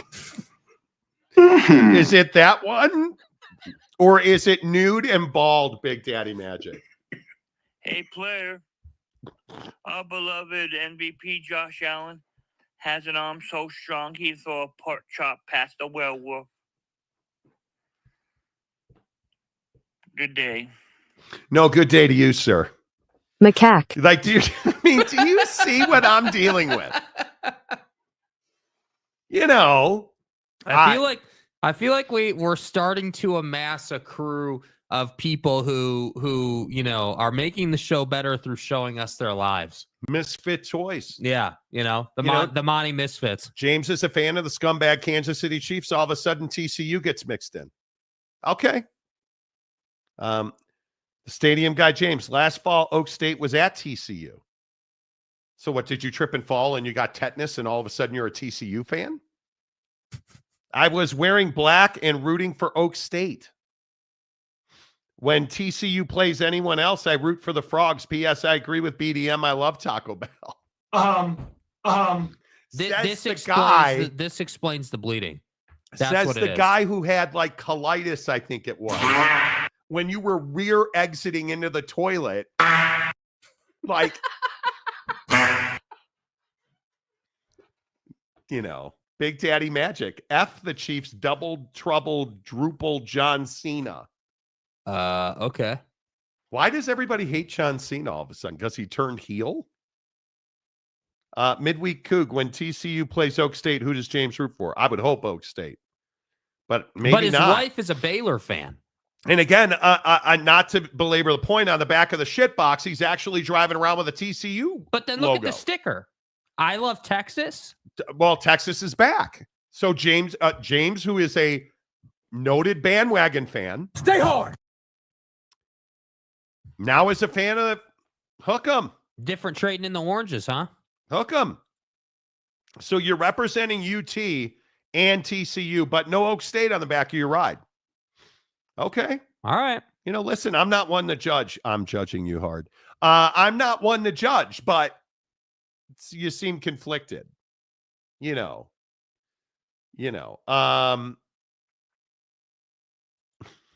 Ferris Khan. I recently started occasionally rooting for Michigan State. Dude, I can't help you, bro. Was this at the time that you were also rooting for Matt Weiss? Like, how on earth are you a Michigan fan rooting for Michigan State? You're a homer is the first part. Yeah, okay. Sergeant Green went to the White House for a guy had the nerve to wear a Michigan hat while wearing a scarlet and gray tie. I'm catching some of the same vibes. It's disgusting to me. Yeah, I mean, how do you do this as a fan? How does it work? If you're supposedly a scumbag Michigan fan, are you're really now going to turn into Sparty, who is even more scumbaggery than you are? I mean, you should be ashamed of yourself. Like, that's Michigan State, dude. Come on. Feels a little awkward. The awkward guy. No, Monty, let's judge. It's good for the soul. I agree. Well, Don't talk crap about my team. Johnny Gonzalez. Stadium guy is too connected that if he's seen at any stadium along I-35 by any other fan base, he'll morph into their team's colors. Well, I believe he will. Yes, Lopes fan Gabe says. The well-documented friendship and collaboration between states of Texas and Oklahoma. Long history. I love it. By the way, this is all in good fun. The Oak State James tends to be a little thin-skinned when we talk about. Apologize to that man. It's all in fun. But here's what I can tell you. You're never going to see me rooting for the White Sox, the Green Bay Packers, the Detroit Pistons. You're never going to see me rooting for Michigan football. USC. You're never going to see me rooting for USC. I'm a Notre Dame fan. I root for Notre Dame. I'm a Cubs fan. I root for the Cubs. And absolutely not. I will never root for the Chicago White Sox. There are some lines you can't cross. Well, they did leave for the SEC together. Yes, they did. Big Daddy Magic says, I wrote you a poem. Oh. Why don't you speak it in a video so we can play it on the show? You know, Big Daddy Magic says in Instagram message, today must be your lucky day because I've decided to write you a poem. Okay. Okay, cool, man. Okay, Big Daddy Magic. Read it on a video, $10. dude. Or Stadium Guy James paying us $10. I love living in Texas. Okay, whoa. So wait, you're an Oklahoma State, were an Oklahoma State fan, but you live in Texas. You have an I Love Texas sticker on the back of your... But to his defense, your nipples have more square footage than Stillwater does. Put Buddy on the screen, right? I mean, we've seen nips before, and this is a real talking point. You know, is it a real talking point though? And by the way, Connor Knipples did declare for the NFL draft. Stillwater's tiny. I can see SEC games, Big 12 games, ACC games, maybe Pac-12 games. This is college football heaven. P.S. No state income tax. And no senators during ice storms. They're all in Mexico. So, you know, it works out. Wasikowski, also a Michigan State fan. RJC man, loaner phone, Yankee fan, Pitt fan, nothing else matters. Okay. I'm going to go on a limb and say there are probably other things that do matter, but, you know. Yeah, Nacho Libre. As a K-State fan, you'll never see me wearing an Avery Johnson wig again. Like, how does this, like... I said you'll never see me wearing an Avery Johnson wig again. Yeah. No, of course not. What are you, a Tennessee fan now? You can never root for KU. Ever. Ever. It just is what it is. Mike Smith, LOL, Oklahoma and Oak State fans live in Texas. Exactly right. It's ridiculous. Wasikowskinator. How's Florida, dude? How we doing in Florida? Grew up an hour from South Bend and an hour from East Lansing. Ooh. So, you picked Michigan? You know. Come on. I don't see that. Johnny Gonzalez had to go political. Different show. Yeah, I know. Yeah. Yeah. No doubt but about it. What choice did you leave me? Yeah. And it's very powerful. What choice did you leave me? You didn't really leave me a choice. I had to do it. Did you guys see what happened to Baylor basketball today? Well, not today, but Bobby Hurley, the head coach at Baylor. Oh, I'm sorry. That's Arizona State. I get them confused because all 14 players at Baylor left. I believe 12 got in the portal, 2 aged out. Pack this thing up. We're out of here. They won't have a single returning player on the roster next year. They allegedly have 5 new players they've added so far. Now, Oak State James, who is a Horned Frog James, who is a noted Baylor fan. Right. As a Baylor fan, you guys aren't worried about this at all. I'm going to say this is bad news for the Big 12. Yeah, I mean, I just don't understand how you lose all your players. I mean, you would think you'd be able to keep like 3. I would agree with that. But I mean, that is portal times. You know, I mean, it's not, as you're joking, you know, as you're alluding to. You know, it's not the first time we've seen this, and you know, again, I'm glad it's not football season. We don't have to talk about Mr. Clean and his football program, but you know, at some point Baylor's got to do something other than nothing, and losing all your guys probably doesn't help you do that. Yeah, I don't know what you say to Scott Drew. I mean, homie turned down the Kentucky job that he could have had. to stay in Koresh country. Or excuse me, Koresh. David Koresh. David Koresh. Dude, every time we bring that up, people get so mad. Relax. We're just having It's a joke, dude. Relax. We're having fun at dead people's expense. Do you mind?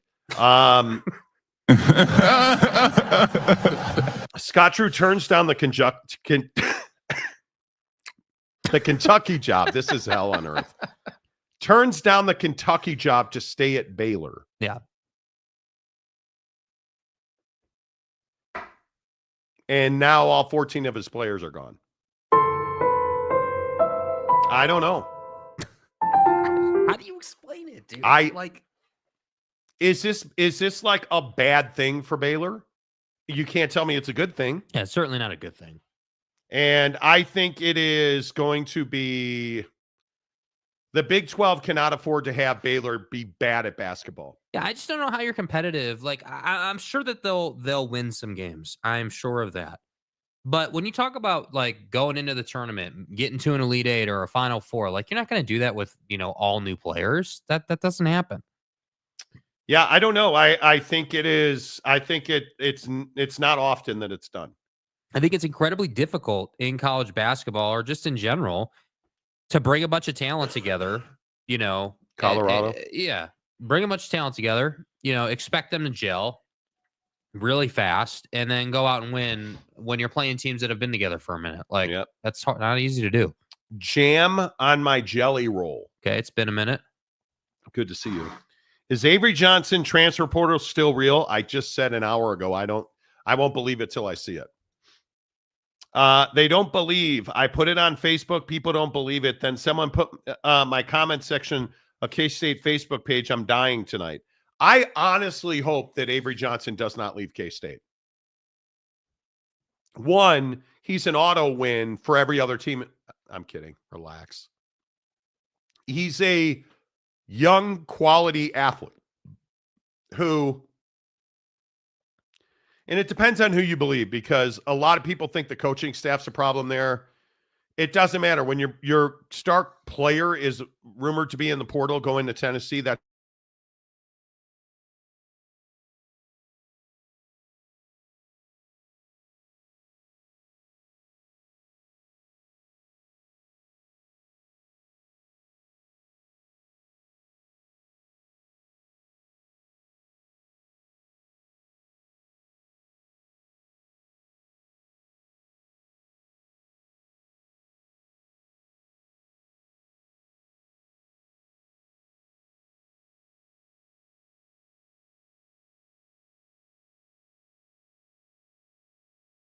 don't know what you do about it. Yeah. Because I'm not saying for certain. I don't know what's happening in Manhattan. There are so many mixed signals coming up. So if you have a good idea of what that is, what's if you don't like this, like when there's rumors around your starting quarterback leaving, like typically you either get a real definitive answer pretty quick. And I would say, if he's not going to leave, if he's going to stay, he'll put out a post or he'll do something that says, "Hey, I'm staying, let's go," like whatever, or you'll just see his name pop up. And I think that you can't, as coaches in college football, you can't allow your program to kind of live in that, that gray area. That can't happen.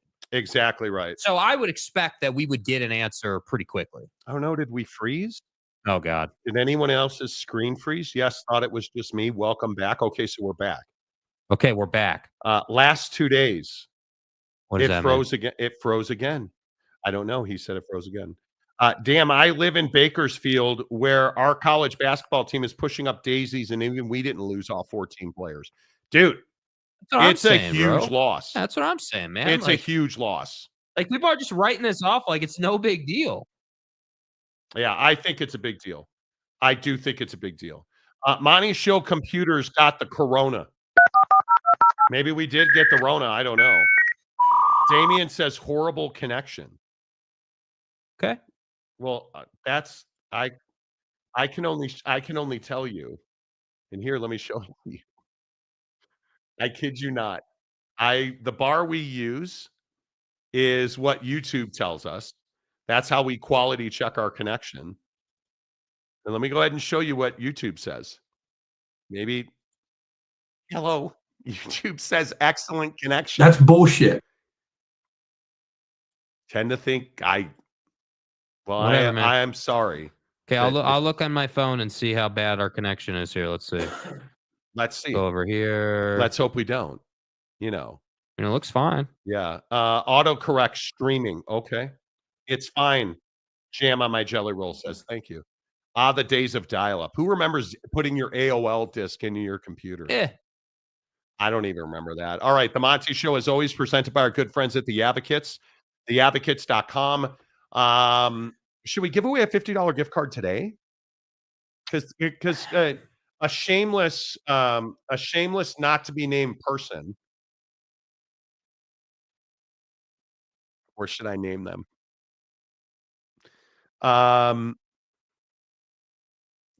Kevin, I think Kevan. Kavan. It's Kavan. Kavan said, I have a real job. I can't be here tomorrow. How about you give away a $50 gift card today? Okay, well, you got to donate. You got to donate. Yeah.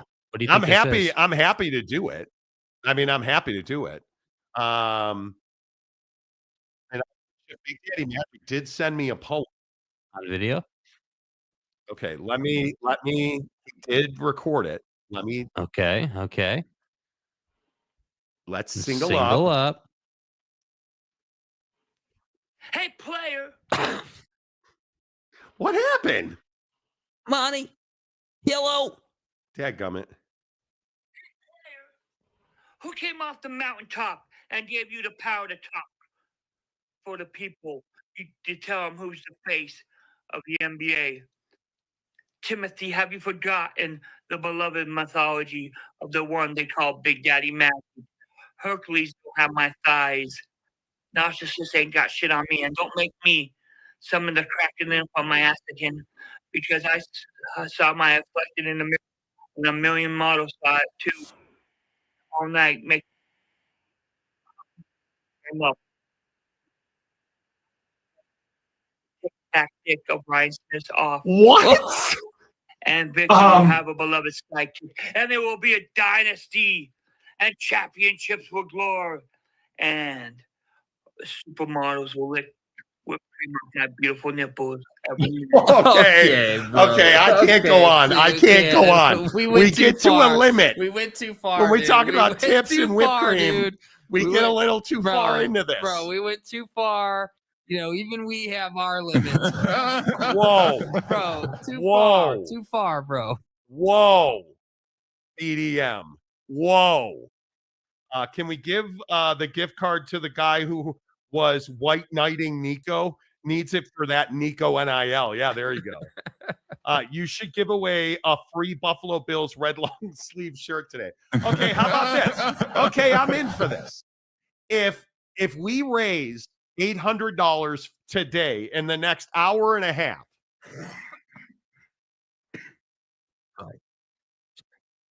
So Jake can get treatment for his tuberculosis. If we raise $800 in the next hour and a half, I'll buy Big Daddy Magic a long sleeve Buffalo Bills t-shirt and $100 Taco Bell gift card. Has to go to the Advocates, though. Here, we're not taking tips. Not in the tip jar. It has to go to the Advocates. Yeah, it has to go to the Advocates. Advocates donations on Venmo. If you guys step up and donate $800 in the next hour and a half, we've done way more than that. By the way, I know that seems like a huge number. We've done way more than that. Yeah. If you get $800 in Venmo, here's what you have to do. You have to use the comment section, the memo section. You have to mention Monty and Hungry Kids, and then whatever you want. Send it to Advocates Donations. When you make that donation on Venmo, take a screenshot and DM it to Jake, SLC Jake on Instagram. And if we raise $800 today, I'll give Big Daddy Magic his Buffalo Bills shirt and a $100 Taco Bell gift card. BDM has to pose in his shirt, Porky Pig style, aka no pants. No, Porky Pig style, dude? Are you kidding me? Are you kidding me? Absolutely not. Absolutely not. The answer is no. Dude. The answer, in fact, is hell no. Bro. So that's what I'm willing to do. I'll give away a $50 Amazon gift card to somebody on this who donates today. I will give a long sleeve Buffalo Bills red shirt to Big Daddy Magic, and I'll give him $100 to Taco Bell. Hell no. There it is. Porky Pig There style. it is. No, Dan Welch, I don't care if you agree with Mike Smith. We're not doing it. I do not want nudes on this show. I do not want nudes on this show. Look, Matt Weiss, take it easy. It's very simple. Make a donation on Venmo, Advocates Donations. Take a screenshot, send it to Jake on Instagram, SLC Jake. And if we raise $800 today, which James says I can't donate, I just had to pay my dues for my board certification, I can give next week when I get paid again. Unfortunately, that's not getting Big Daddy Magic the red long sleeve Buffalo Bills t-shirt. Yeah, it looks like you guys are going to have to work something out, I mean. Sorry, Big Daddy Magic, I tried. Make your donations, Advocates Donations. Advocates Donations. And the winner of the donations gets an Amazon gift card. A $50 Amazon gift card I'll give away today. Yeah. All you have to do is DM Jake a picture of your donation and we'll make it happen. You guys can't say I'm not a man of the people. Yeah. $100 worth of Taco Bell might be a trip to the ER. Okay. Okay, $20? How about $20? I could give him $100 to Chipotle. How about we give our guy $100 to Chipotle then? Is BDM a Chipotle fan? I don't know if Big Daddy Magic is a Chipotle fan. Okay. Dan Welch says Troy Smith, a Heisman Trophy winner's number, not retired for another 6 years after college. Okay. God, we're still on that. We're still on the retired number thing. So let your actions speak. Advocates Donations on Venmo. You donate $800 today. Just think that's 8 people for $100, 16 people for $50. Right? Like, I mean, this is not that we can do it. Yeah. I know we can do it. And I want Big Daddy Magic to have his long sleeve Buffalo Bills shirt. I'm happy to cough it up if we get the donations today. All right. Let's keep rolling. Because real quick, while all the Michigan and Ohio State people are here, I played this video earlier, but I think it's worthy of playing it again. Did you guys see? So there was a recruiting battle for a kid named Brady Norton, who's a massive offensive lineman, who wound up at Michigan because he says OSU didn't show him enough love. They called me in the hotel room of my visit here and to offer me. But in my mind, they texted me before Michigan did, really, and then just kind of ghosted me out of the blue. And all of a sudden, when Michigan offered me, they wanted me now, so I kind of found that a little odd. Then I just came here, and I was like, yeah, it's home. Fuck those guys. I don't care. Isn't that what this rivalry is about? Yes. Isn't that the beauty of Michigan v. Ohio State? I think it's absolutely the beauty of Michigan v. Ohio State. Yeah, I couldn't agree more. I think that, like I said, I mean, this rivalry has been heating up. Like, it's always been a rivalry, but I feel like recently it's been a more heated rivalry. There's been more tension, and we've had all the flag planting issues, and now we get videos like this. Yeah. And, so listen, man, if the kid wants to take it personally that Ohio State didn't reach out sooner, okay, fine, cool. Take it personally, man. If that's what you're, if that's what you need to light your fire, then cool, dude. That's cool. If that's what you need to light your fire. Yeah. But, ultimately Ohio State offered you or whatever, allegedly, and you decided to go full red ass, go to Michigan and give them the bird. Oh, God. Okay, there's an argument in my... Why do you guys DM me this stuff? Oh, probably because you watch on. Cat got my tongue. DMs me on the talk and is saying that it's cruel and unusual to give Big Daddy Magic $100 in fast food. Knock it off. Am I being mean by giving him $100 to Taco Bell? What? How am I being mean about that at all? And why? How is that us being mean? That's not me being mean at all. Wait, reread it again. Are we misunderstanding this? No. He says that I am damaging Big Daddy Magic. He says you are only making it possible for him to go and eat that trash food. Okay, I'm open for other suggestions. We offered Chipotle. I'm open for other suggestions. Dan in the Twitter DMs. Oh, God. Said, I don't know that we should be giving BDM fast food Dude, cash. are you guys serious right now? Are we really worried about... Is this real life? Are we really worried about Big Daddy Magic's health? He's an adult. He's an adult, bro. Dude, you guys got to be kidding me right now. Well, I'm never going to read another TikTok DM on this show because every time I do, I just thought that you would appreciate me treating you like an adult. We're trying to do something nice. Yeah, he's not a well-to-do individual financially. I'm trying to help him. $100 in... I don't care you what want me it to is. give him $100 in... I don't feel right giving him a $100 Visa gift card because I don't know what he'll do with it. I want to make sure that he eats well. So I guess Taco Bell's probably out. You know, come on. God. Wasikowski, Taco Bell gift cards go that high? I have no idea. It just was a number off the top of my head. Well, and that's the other thing with Taco Bell, though. $100 gets you multiple meals. Yeah, it's a lot of Taco Bell. I don't think he's going to eat that in one sitting. I would hope not. Man. Mike Smith, BDM is a Mexican pizza away from another hospital visit, and he's been in the hospital multiple times. Guys, stop. Why are we thinking that way? hating? Lopes fan Gabe, TikTokers can F all the way off. That's when isn't it mean that to say that BDM shouldn't get what he seems to like to eat? Yeah, that's what I'm saying, dude. The guy literally, where's the video? Play it one more time. Because we didn't just come up with Taco Bell off the top of our head. It's not like I dropped Taco Bell because It's not like we were trying to get Buddy another chalupa. And now we're in vanish mode, BDM? What? How are we in vanish mode, bro? Why did you turn on vanish mode? Okay, there they are. Vanish mode is off now. I turned it off. Okay, look, here's BDM eating Taco Bell. Hey, player. It's me, your best buddy, Big Daddy Magic. I'm at Taco Bell. They serve tacos, by the way. Didn't know that.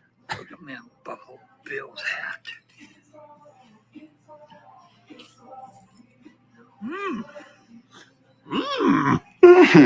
Me like French fry. And then the slurping of the soda is kind of where I get off the train. So we didn't pick Taco Bell. Yeah, it's not like I was picked Taco Bell. I think, come on. I'm a TikTok guy. Smash the numbers, Ferris Khan. I'm a TikTok guy. It's 52,080 times better than X. I'm never on X. Yeah. The occasional DM, but no. I'm just Mike Smith, Mrs. Monty does not approve. She would not like me doing that. Midweek Coog, I think if BDM gets gift cards, he needs to order $100 worth of food and eat it all. No. How bad that is for you?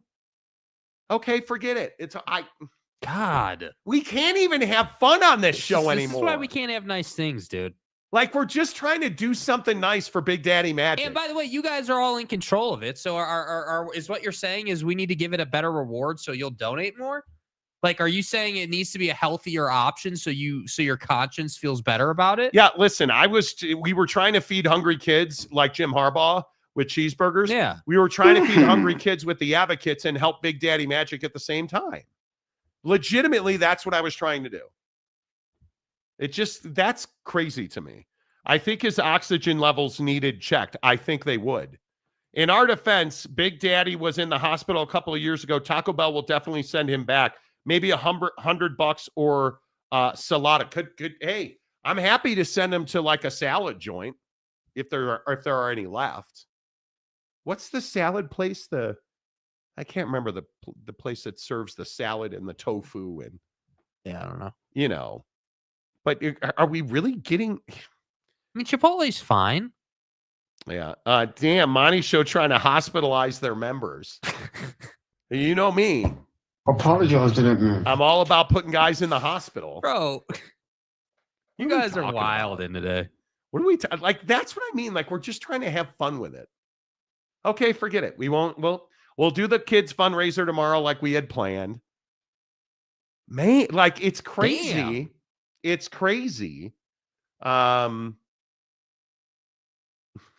now Big Daddy Magic's mentioning me on a post on TikTok. Oh God. You guys, it's not that serious. It truly is not that serious. Oh, look, Danny. People take all the fun out of things. You guys were just having a laugh and trying to give a guy a gift card, and this is what we've come to. I think that's supposed to be paralyzation through Taco Bell is not a real thing.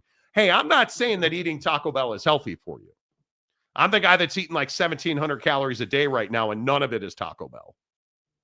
So and there's more buzzing. Oh God.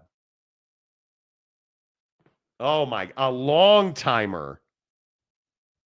Let's see. Mark from Phoenix. Mark from Phoenix says, I caught your show for the first time today. I hear you trying to kill your listeners. What's that about? Thank you. See, he gets it. He gets it. We're trying to, you guys, that's what makes this show great. Now we are trying to kill listeners. Give him the gift card just for having fun. Wacky Wednesday. Everyone's just playing. Yes. Does he know the number for 911? I don't know. Can somebody send me the number? What number do you dial for 911? If somebody could help me out with that, that'd be great. If it's me you want to talk to, perhaps we can arrange a meet. I love Taco Bell. Give me 5 double stacker tacos. Jeez, Dude. That would be I love food. When we were in Chicago, you guys, we ate like kings. Yeah, it was bomb. It was bomb. The Rosati's Pizza. Oh my God. It's better in Chicago, dude. Gibson Steakhouse. Oh my God. Like just everything except Morton's. But everything is better. Maggiano's was cash. Maggiano's was really, the chicken parm at Maggiano's in Chicago. Forget it. Dude, I cannot live on Rush Street because all I will do is eat. How about Subway or a deli restaurant? I could give them Jersey Mike's. Yeah, I refuse to support Subway. Sorry, dude. How about Jersey Mike's? Yeah. We could do that. You know? For a $5 donation, Monty will send you a gallon jug of Monty Town Kool-Aid. We can do that. Yeah. We can do that. Mark in Phoenix also says people are stupid. Yes, they are. We agree that, people are not stupid. It's fine. It's fine. We were having fun with it. Taco Bell Cantina menu is pretty good.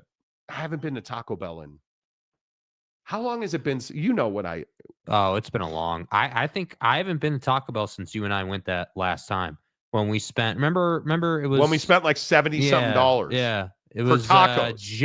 Just after the pandemic had ended. I think 2021 is when that was. Jersey Mike's would be a great idea. My wife loves that place. I love that Jersey place. Mike's is goated. Love that place. Yeah. Monty Show's long-term plan took a hit after sending members to hospital. Tune in later for ER podcast. Exactly right. Well, yeah, we're live from, Salt Lake Community Hospital and BDM's, hospital room. And, fan pulled up with a Victor jersey and everything's good. He's going to be fine. Yeah. Ferris says, I literally have not been to Taco Bell since moving to Carlsbad. There are 5,280 local places here that are better. The California burrito with French fries is super deluxe, dude. If I could go to Coyote Cafe or Cafe Coyote in Old Town every day, I would. Yep. French fries are in the burrito. Amazing. Yeah, dude. Bato's has French fries in their burrito. Look at that. Giggity, a member for 27 Let's go, months. dude. If you're going to give BDM Taco Bell, you should give him something to put his bong to build his appetite. Well, is weed's not legal here, is it? I don't believe so. Not in Salt Lake. I could be wrong. I don't think Let it me is. check. I don't think it is. Weed legal in Salt Lake? I don't think it is. I think you probably have to have a card. Utah law states that it is illegal for a person to, quote, knowingly and intentionally possess any controlled substance. So that would mean no.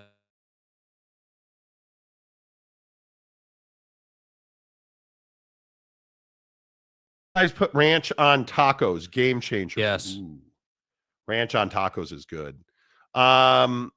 Let's see. Did you guys go to the place in Chicago that sells the chocolate cake shake? We did not. I probably should have. Copter 69 reporting fundraiser for BDM. Monty Copter 69. Last time we did that, we broke a microphone. We're going to get an IPF report from Buddy's hospital room. You know. Dan Welch says, I farted just looking at Taco Bell. Seriously. Oh, it wrecked me the last time I ate it. Legitimately, I felt sick, dude. It was awful. Yeah, I don't love it. I don't mind Del Taco. I actually like Del Taco more than Taco Bell. Yeah. But that's just me. If we legalize pot in Texas, I will open up a dispensary and a Taco Bell right next to it. Okay, that works. Yeah. I mean, see, Mr. And here, yes, Del Taco is better than Taco Bell. By far. Only because you like the Double Del burger. 100%. Yeah. That's the weirdest thing in the world. You'll get a chicken burrito everywhere else, but we go to Del Taco and you get a burger. Jackass. Like, I'm serious. Well, this SOB gets a chicken burrito everywhere else we go. At Morton's the other night. Hey, bro, you got a chicken burrito? No. Like, he'll get a chicken burrito everywhere we go. We go to Del Taco. Hey, can I get a double Del, please? You just have to like snap out of it a little bit. I don't understand it. You know, UW fan Jim, we have a place called Taco Time here. Everybody's got Taco Time. Have we? I don't think we've ever eaten at Taco Time. Here. They are here in Salt Lake for sure. I just don't think we've eaten there. I have been to Del Taco in California. It's better than Taco Bell. I agree. Mr. Preston hit the nail on the head. Chicken nugget, dude. So you guys know I've been battling the Costco machine. They stopped carrying Impossible Chicken Nuggies. They've got them back. So I had ordered from the wholesaler. So I had like Directly 3 bags. from China. Probably. I had 3 bags of Impossible Chicken Nuggets that a restaurant provider, a wholesaler who provides food to restaurants, I bought direct from them. And so Costco got Impossible Chicken Nuggies back. I get them at Costco. Dude, they're not nearly as good as the ones you get from the wholesaler. Now, I mean, it's not close. They're so much better. If you're not eating Impossible Chicken Nuggets, you guys are crazy. And almost. No, I'm not getting chicken nuggets at Taco Bell. Yeah. I'm not doing that. Is there a fast food place you won't eat at? Taco Bell. I will not eat at Taco Bell. It just, because it upsets my stomach. Like, it legitimately, like the last time I ate there, it's not even a food quality conversation. I'll eat bad food, but if it's going to upset my stomach and make me sick, I'm not going to eat it. It's just, I'm not. I refuse. I'm not. You guys. What is it? Big Daddy Magic's not legitimately nude in the video. He's just not wearing a shirt. Stay hard. He's top. There was one the other day outside where he was. Do I still have that video? He was legitimately topless. Yeah, right here. On the street. Boy, your dad just went to a Bernie Sanders. Long live Israel, baby. That's Big Daddy Magic naked on the streets of Salt Lake. He's topless. There's a big difference. We have to embrace our differences. Damn. Hostility in here today. You guys don't really think that he's okay. Arby's is a no-go. After 5 roast beef sandwiches, I don't feel well. Well, maybe don't eat 5. Yeah, and seriously, what about your roller food addiction? Bro, it's not an addiction. I had roller food one time. Like, I don't believe it was one time. It was one time. I don't believe you. Well, I think that where do you think you got this tuberculosis? You? Well, that's a good point. I did infect you. And actually, I was doing pretty good, but now since I've been laughing, the cough just owns It, me. yeah, I would agree to that. Monty got a freezer full of, or dedicated to fake chicken nuggets, half of it. I love that stuff, dude. It is so good. Scum of the earth Michigan fan. Okay, Dan. That, but it's Arby's 5 for 55.55 exactly. You have to be nice to stupid people. Yeah, 50. Fast food is so stupidly expensive. We miss Taco Tuesday. Dude, I love Taco Tuesday. I love tacos, period.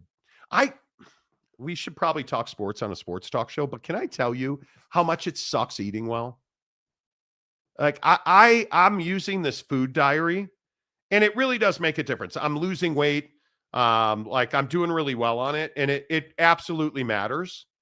But I cannot tell you, like yesterday, I had 1,660 calories yesterday. That's all I ingested. And 143 carbs, 100 protein, only 71 grams of fat. That's not fun eating. No. I want a ribeye, so I get 71 grams of fat just in the ribeye. Yeah.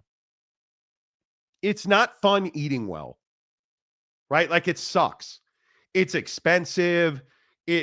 Now, frankly, my wife, do you guys know what bitchin' sauce is?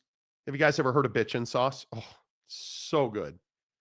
Bitchin' sauce with chicken and sweet potatoes and chopped up fresh tomatoes. That was my lunch today. Yeah. It was amazing.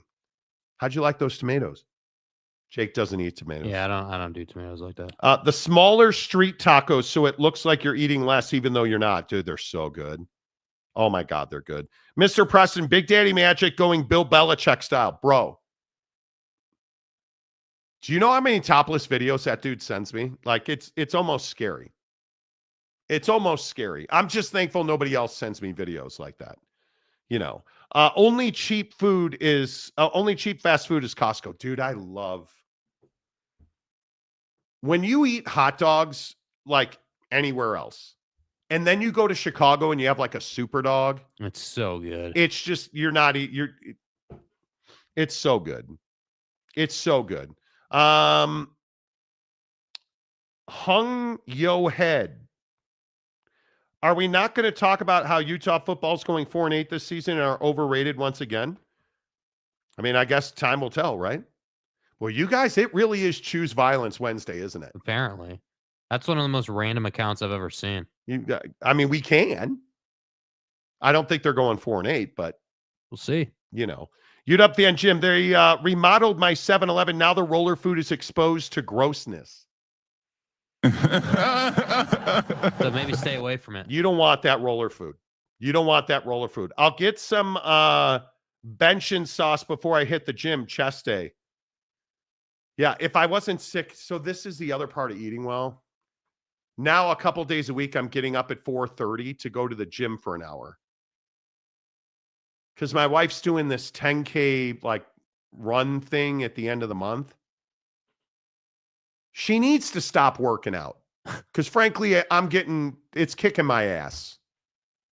Right? Like, I don't care what she wants. I'm going to Chipotle for dinner. Yeah. Wasikowski. Only good thing to come out of Chicago is deep dish. We had some Giordano's. Bomb. Okay. Hung yo head.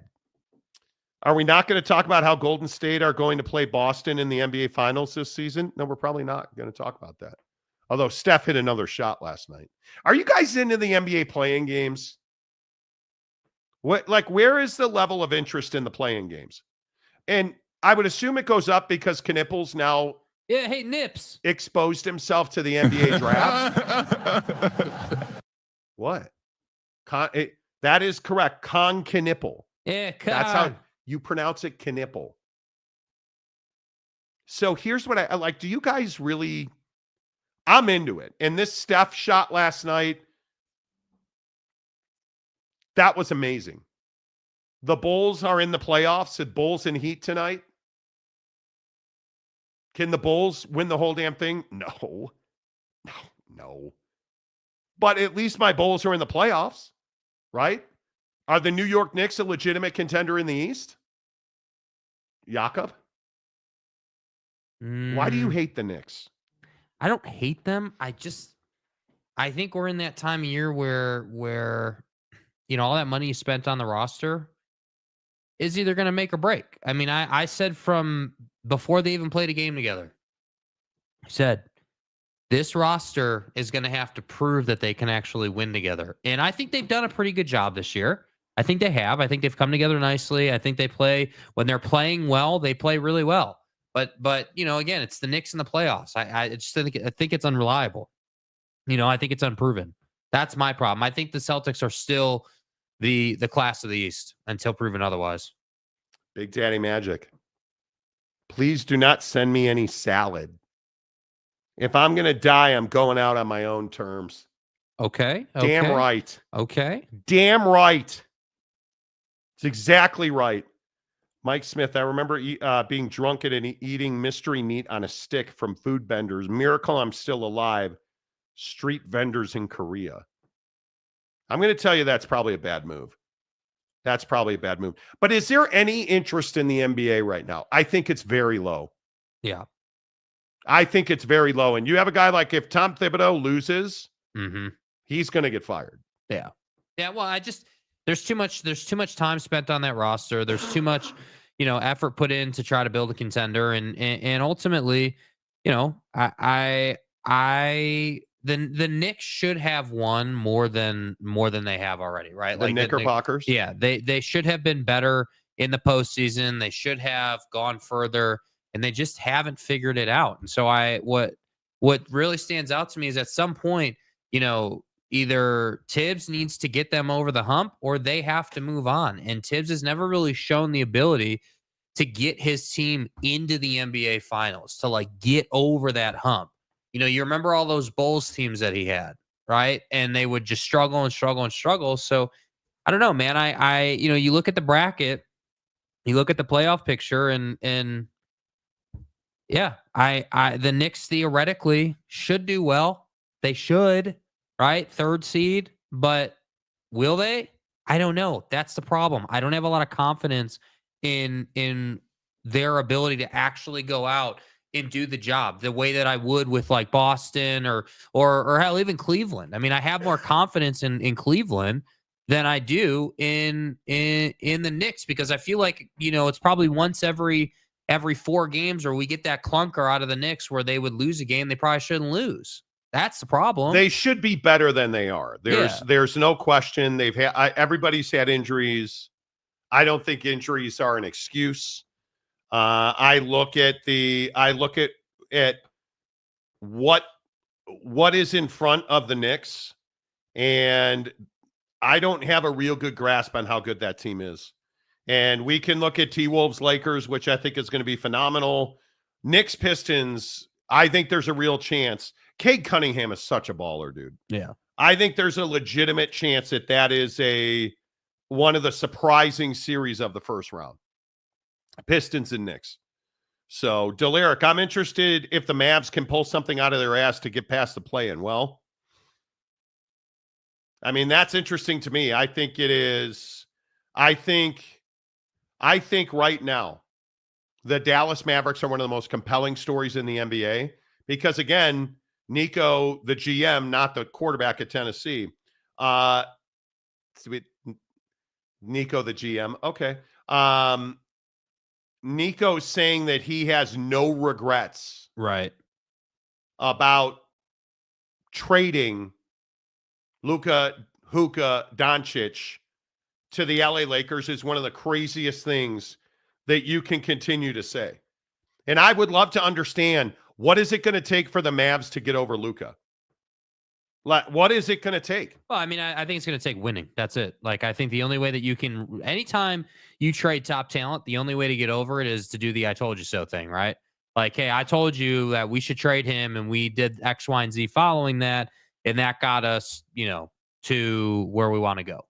And that's the only way. I truly don't believe that there is another way to get over that hump or get that monkey off your back. I mean, if you're, if you don't get out of the play-in and get to the 8 seed, like, that's not great, dude. Like, that's not great at all. You traded away one of the best scorers in the league, one of the worst defenders in the league, for a guy who struggles to stay healthy, but when is healthy is one of the most dominant players in the league. Yeah, like, it's tough, bro. Mike Smith, Mavs raising ticket prices after the trade debacle. Exactly. A couple months ago, they announced that because they're investing in the team, right, they have to raise ticket prices. Noel Ramirez, Magic are sending the Celtics to the Shadow Realm. Bro, did you see the spread on game 1 of that series? 15 points in favor of the Celtics. I'm going to say that Shadow Realm is not close. Not close. How about Cole Anthony last night? Mm-hmm. I mean, not bad. Wasikowskinator, Knicks should be an easy test for the Pistons. We're talking about the New York Knicks. You understand that, right? The Knicks are favored by 8 at the Garden. That game is Saturday at 4 Eastern. So, or 6 Eastern, excuse me. T-Wolves Lakers is one of the better series of the first round. 100%.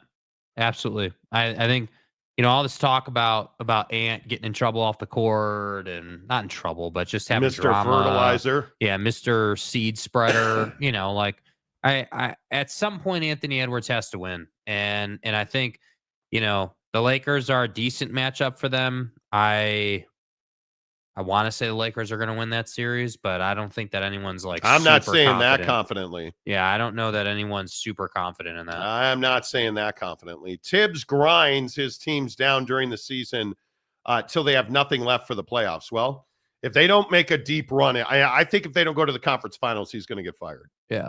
So, Johnny Gonzalez, are you in the pooper for Cooper or El Chico for Nico? Well, if the Utah Jazz do not get Cooper Flag, nothing will happen. Good Lord. You got to find 105.3 interview with Newey Scruggs, who is part of the private PC with Nico. It's hilarious. Okay. Good old Newey Scruggs. Oh, good old Newey. That's fine. Biggest bright spot in Dallas basketball is getting Page buckets. Hey, man, the WNBA, am I the only one who thinks the WNBA is very much on the rise? It is. It is. I think it very much is. Yeah, I think that, the young talent coming in the league after, because obviously Caitlin Clark had her moment. She got in the league, did her thing, and now these ladies following her are, really good. Like, it should improve the game. Yeah, it's going to be interesting to see that. It'll be very interesting to see exactly how all that plays out. But yeah, I actually think it is. I think the WNBA is on the rise. I know that's crazy, and I know people think I'm crazy for saying that, but I'm not saying the WNBA is compelling and I'm going to watch. I watch Caitlin Clark play. Maybe I'll watch Paige Buckets play. Yeah. Haley Van Lith to Chicago. Maybe I'll watch Haley play a little bit, but hey, real quick, because I want to talk about this too. Remember I told you a few weeks ago the Cubs should have dealt for Nolan Arenado? Mm-hmm. Guess what the hot rumor is in Major League Baseball? Now, I don't believe this to be true because the Cubs don't have quality players. Now, let me take a guess. The hot rumor is the Cubs are going after Nolan Arenado. Correct. Who told you so? It's the only deal that makes sense. Justin Turner is 40 going on 68. They don't have pop. They don't have a third baseman. You can't win without a third baseman. Somehow, miraculously, Michael Busch is off to a great start, hitting bombs at first base. Like, you've got to go and get, and Nolan's a Gold Glover. He's one of the best defensive players in baseball, which I think is huge. So, this stupid cough. I will change my tune if the Cubs go out and get Nolan Arenado. Yeah, if you go out and get Nolan Arenado, then I think, you can't say they're not spending money. It turns into, okay, well, what, all right, so you went and got Nolan. What are you going to do with the bullpen? at that point, and I think that the problem nowadays is that in Major League Baseball, you have to have a bullpen that can hold it down for you because the offense is just so good now that a lot of times your starter's not going to make it past the third or fourth inning. And that's the hard part, is that you have to chain together 6 or 7 relievers a lot of days to get the job done. Yeah, and Nolan Arenado in this Astros trade, it's very interesting to me that they could not have. Nolan Arenado's got a full no trade, and I think that's significant. But you can't tell me that a guy that's made $260 million from the Cardinals, and they're going nowhere. And I've told you before, I think they have one of the worst managers in baseball, and that roster is uninspiring. Yeah. They owe him $74 million. Let the Cubs pay it. Let the Cubs pay it. The problem is he's got that full no trade clause, and he can block any trade unless he agrees to it. He didn't want to go to Houston because they traded Kyle Tucker to the Chicago Cubs.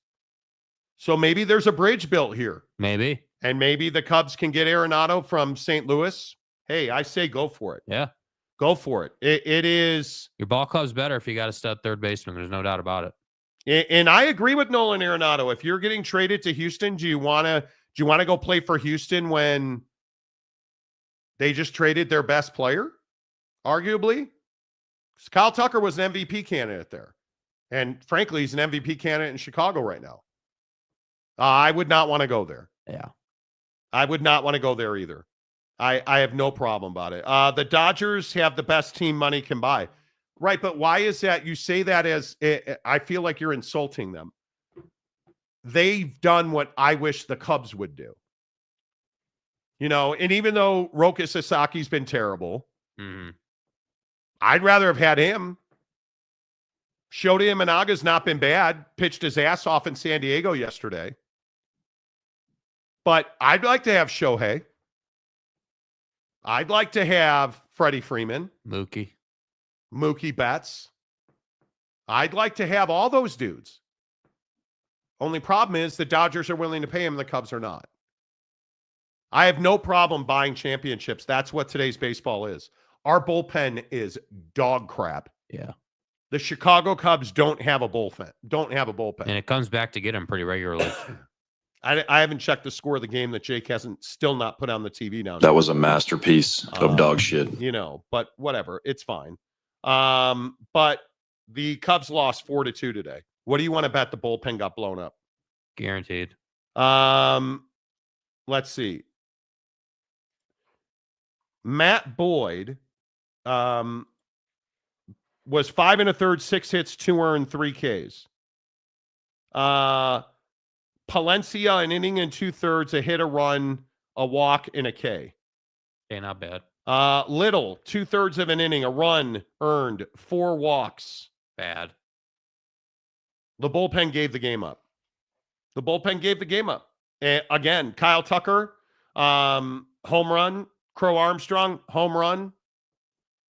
So or RBI rather, excuse me. Crow Armstrong hit a home run in the third to get the Cubs to 2, to make it 3-2, and then the bullpen gave it up in the 8th. So the Cubs can hit all day long. They can hit with anybody. They cannot get guys out. The bullpen's terrible.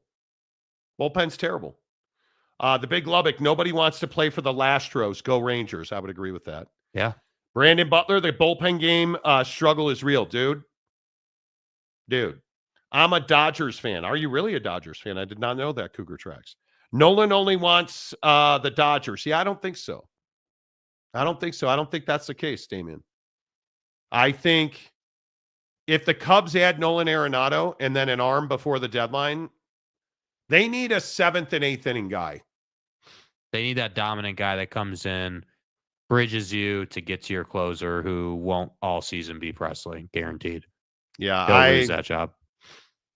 I mean, but at least in LA, that's true. I don't know if Kershaw's got anything left, Chewy, but at least you have that there. I mean, the Cubs rotation, for everything that I questioned about the rotation's been fine. Shota's been great.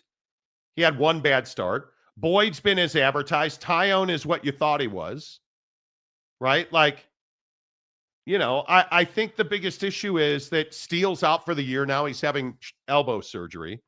That's a kick in the balls. Did it wind up being Tommy John, or what is? They haven't said what it's going to be, if it's a reconstruction or a total rebuild. Yeah, they haven't said yet. But I mean, I don't even know who you would call your best reliever at this point. Ryan Presley's your closer, right? But you're starting Carson Kelly, who's done a good job, but Miguel Amaya can't hit you. He's not a major league hitter, right? Michael Busch, Nico Horner's an elite offensive player at second base. Gage Workman is now your starting third baseman. Yeah. Nolan Arenado. If you add Nolan Arenado between Nico and Dansby, are the Cubs better? Yes. I think they're significantly better. Happened right. Peter Crow Armstrong, PCA's proved me wrong. When we were there for opening weekend, I said I don't get it. I don't understand what the buzz around PCA is. Well, I got it wrong because he's putting out now. I mean, you look at his number. I mean, he's hitting 256, but now he's got 2 bombs and 9 RBIs. I'll take that. And the defense. And he plays phenomenal defense. Yeah. He strikes out a little more than I would like. But I think the other issue is Seiya Suzuki. I mean, if he doesn't hit a home run, he doesn't hit anything. And granted, he's 292, 4 bombs and 15 RBIs, but those 4 bombs were on the opening trip out west. He hasn't done anything since. So, yeah, he'll find his stride again, though. You know how it goes.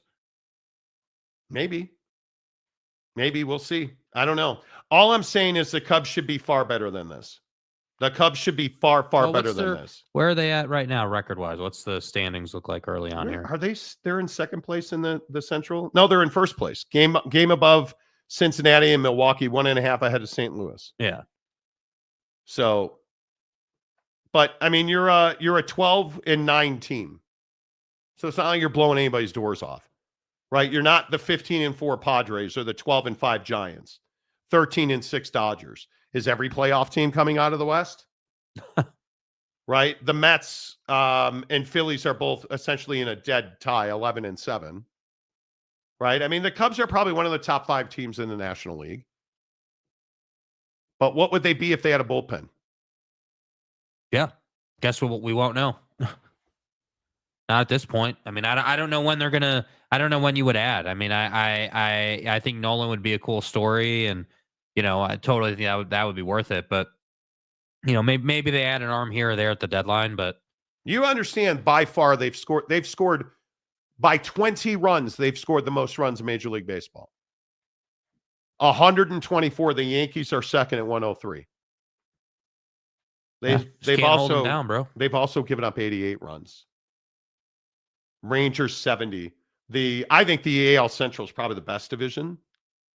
There's not a lot of offense in that division, but I don't know. We'll see. You look at the pitching in the West.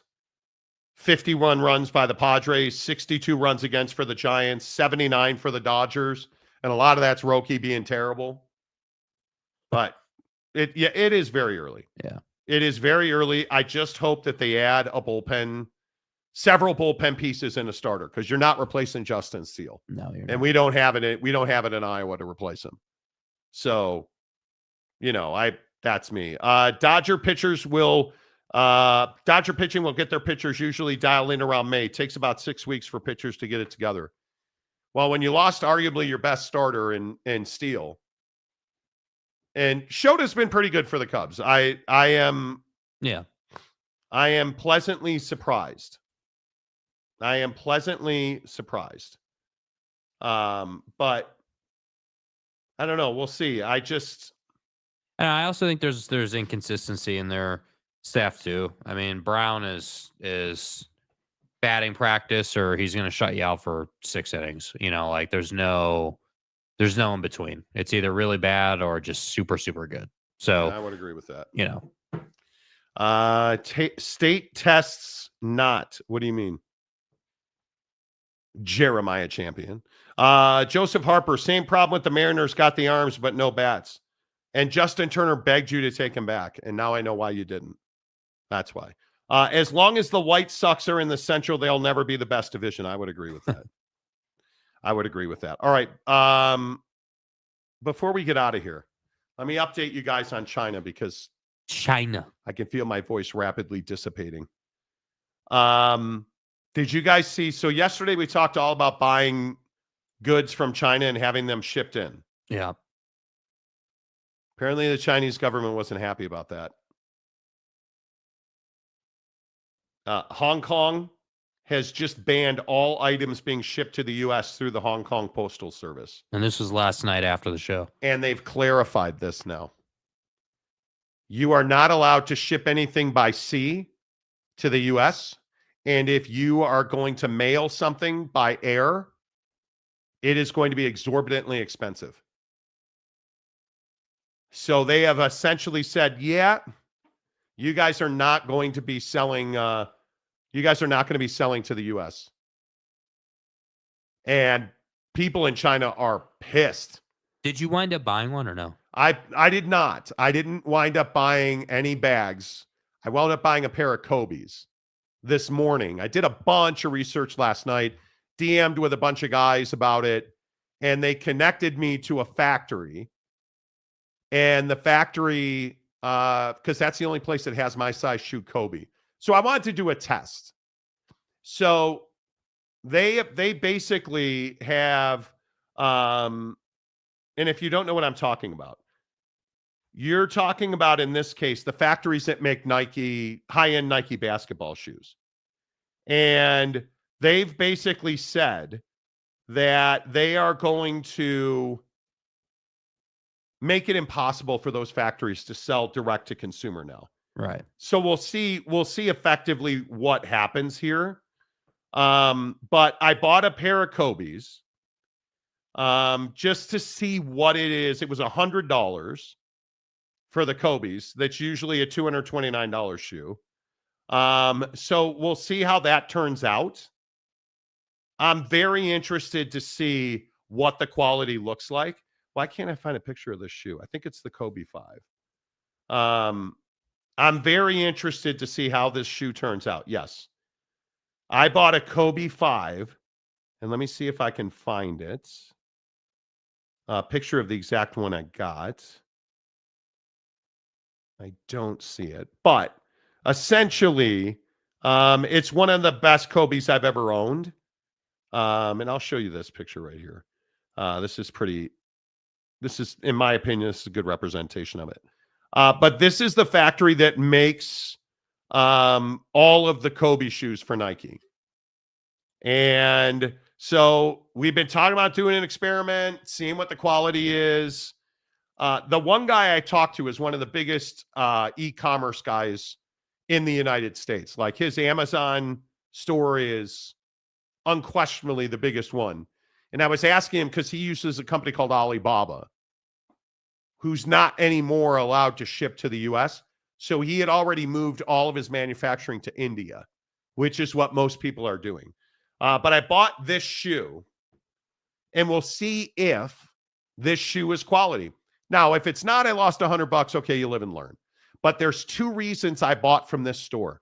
One, they did not ask me to use Zelle. And if you guys are familiar with Zelle, you know that Zelle is basically you're wiring money to somebody. And if it's bad, you can't get it back. They accept Amex and they accept Chase. So I did my Chase Visa card. And that way I have repercussions. I can always charge it back or whatever. Right. Number two, the guy that I talked to said, yeah, I bought a ton of shoes from that guy. And they're legit authentics. And I would tell you this is safe. I'm giving you the advice. Yeah, feel safe buying from this guy. Okay. So I actually have a level of confidence in it. Yeah, I mean, I think, if you've got referred, had other people say that they did and it went well, then I think you should be confident in it. So what's the play? Is there like a plan if it does go well? Like, would you buy other stuff from them or something, or like what? I don't think so. Mrs. Monty and I were talking about this last night. I don't know that if it's a buy American thing, because none of the bags that I would buy are American bags to begin with. So it's not like I'm taking money out of the pocket of somebody. My personal opinion is, if I can get the Louis Vuitton backpack that I want for $300, I'm going to do it. But it's going to be on a credit card. I'm not doing it on Zelle. Yeah. I'm not doing that. Yeah. So if I can find a manufacturer who has that same bag I want on a credit card, yeah, I would consider doing it. Uh-huh. I would. But I think it's going to be very expensive now because of the shipping. So, yeah. I dropped my phone as I was typing this out. Somewhat, I accidentally hit the send button before I finished the comment. I was trying to say that it's state testing week this week, and I absolutely hate it. Ooh. Oh. Yeah, that's a bummer. Oh, yeah. Did you buy the bag? I did not buy the bag because she only takes Zelle. And all these people use WhatsApp. And this guy sent me a direct payment link that's a credit card. He said, here's my website. Pick your shoe. Make sure the shipping's right. We don't guarantee shipping because of a wrong address. So I did all that. He sent me the payment thing, and it worked out. We source materials for Little Lope's business from AliExpress. There you go. And we used Alibaba for a minute. Yeah, you know, the Alibaba thing is well studied and well versed. You know, a lot of people use it, you know, and source product from it. But the problem is that, you know, like, so we did FBA for a while there, but we were late to the FBA curve. So Amazon had raised all the fees and stuff to sell through the FBA program. So Alibaba and as Gabe said, AliExpress is perfectly reliable. I mean, people use it all the time. The problem is now with the tariffs, everyone is moving their supplying or their sourcing to India-based stores to try to avoid the cost of those tariffs. So I don't know. This will be interesting. I mean, I feel like it's if you go and, you know, anytime you get involved with overseas manufacturing, anytime that you're talking about, hey, like, you know, is it Zelle? Is it a credit card? Is it this or is it that? You just have to be careful. So I feel like the fact that you know, we were able to get, you know, some referrals on it is awesome. And that particular shoe, that particular Kobe is one that we had back in the day. We played in that shoe and it's amazing, you know. So FBA, by the way, and somebody asked me about this yesterday. FBA means fulfilled by Amazon. FBM means fulfilled by merchant. And if Mrs. Monty would let me invest in it, I would do it again when the tariffs are done. It essentially is you go to Alibaba, I would start with cosmetics because it's a proven winner. You brand a cosmetic. Let's use lip gloss because that's what's on the top of my head. You find a lip gloss on Alibaba. You work with that manufacturer to design a label. You drop ship 10,000 units to Amazon. Amazon ingests it. You list it on Amazon. You run ads for it on Amazon. And every time somebody buys it, Amazon ships it. It's eligible for Amazon Prime. It's guaranteed quality, and they take returns. It's probably a $5,000 to $7,000 investment to do it. And we did what's called arbitrage, where you go to Target or Walmart, you buy products, and you use an app to tell you, hey, this is a good product. You'll make money on it. We made some money. We really broke even on it. I don't believe we lost money on it. But I would do it very differently. There is a multi-million, the guy I was talking to on DM last night, it's a multi-million-dollar business. And you can back me up on this or not. Yeah. We have not talked about this ahead of time, by the way. It's a proven money maker. Mm-hmm. There's a process. You have to follow that process. And it may take you 2 or 3 products to make that money, but you're going to hit if you stay with it. Yeah, I think that's the hard part with it, is that you have to have the willingness to work through a couple of products. And that's the hard part, is like, you know, to do that, you got to have money to spend on it. I have no doubt that it works. It's just being able to find that product that does well. And that's the one. That's the thing. Yeah. And so, you know, there's all kinds of, you know, softwares out there that'll tell you like, hey, this this is how many searches how many times people went on Amazon and searched for this product, how many transactions it did, how many units were moved. Here's the category. Yeah, here's the product type. And again, so the category is health and beauty. The product type is lip gloss.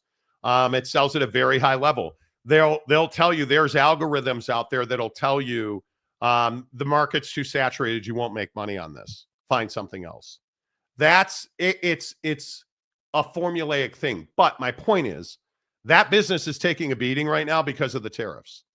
And e-commerce in general is a very tough way to make your living right now because of all the tariffs between the U.S. and all those clothing brands that recently came up, like Cuts Clothing, and like there's all those different clothing Lululemon. brands. Lulu. One of the things people are really worried about is, where does Lulu make their clothing? Yeah. They don't make it. Where do they get the clothing that you buy branded Lulu? In China. The factories there make the clothing for Lulu, and they just put their tags on it. They put their labels on it. And then they send it to Lulu, who sends it to a factory to be finished in the U.S. So then it can say made in the USA. That's how that's done. And if you're on TikTok or if you're on Instagram, it's all over TikTok and Instagram right now. Because these people in China, they see with the effect it's going to have on their business. It is going to cripple them. So you really have to be on top of your game. But yeah, I'm gonna update you on that. We'll unbox the shoes on the show. Yeah, for sure. Well, when I get them, we'll unbox them. It's probably a shipping timeline. It's going to be a long time because I think they come over on a boat. Oh, do they? Yeah. So it's going to be a minute. It takes a couple of weeks to get them, from what I understand. But I'll update you. I still haven't gotten a purchase confirmation. So once that happens, and the charge has not gone through on my card yet. I was looking at my Chase account, and it's pending. It has not been put through yet. Okay. Which that's always the case. Yeah, that's not unusual. That's not unusual. Yeah, and normal. it is still a pending charge. Okay. So yeah, I'll keep you guys up to date. We'll unbox them on the show and we'll learn firsthand. I think it's got a really good chance of being legit. I think it does too. I think, it makes me, I agree. It makes me feel better that they have, you have the ability to use a credit card to be protected. But also, I think more importantly than that, you were essentially referred to this contact. Yes. And he vouched to this for particular vendor. Yeah. Yeah. So I think it's got a pretty reasonable shot. And how much was the shoe again? Total out the door was $182. Yeah. So that's really good. Yeah. For a shoe that's usually you're paying. Well, for a shoe that you can't get on the market anymore. Yeah. For a shoe you can't get. Yeah. It's a good, I'm happy with the price. Yeah. I want to see the quality. Yeah. Because if the quality is good, I'll be a lot more willing to invest in that business model. Yeah. Right. So yeah, I'll keep you up to date. We'll unbox the shoe on the show. Make sure you hit the like button. Almost made it without a cough. Make sure you hit the like button. Tomorrow on the show, we are going to raise that $800 for the hungry kids. So we'll give away a $100 Amazon gift card. Sorry, Big Daddy Magic, I tried. They didn't want you eating Taco Bell. I tried. It's not my fault that they didn't want you eating Taco Bell. Yeah. Okay. The Monty Show is always presented by The Advocates at theadvocates.com. Until tomorrow, say goodbye, Jake. Goodbye, Jake.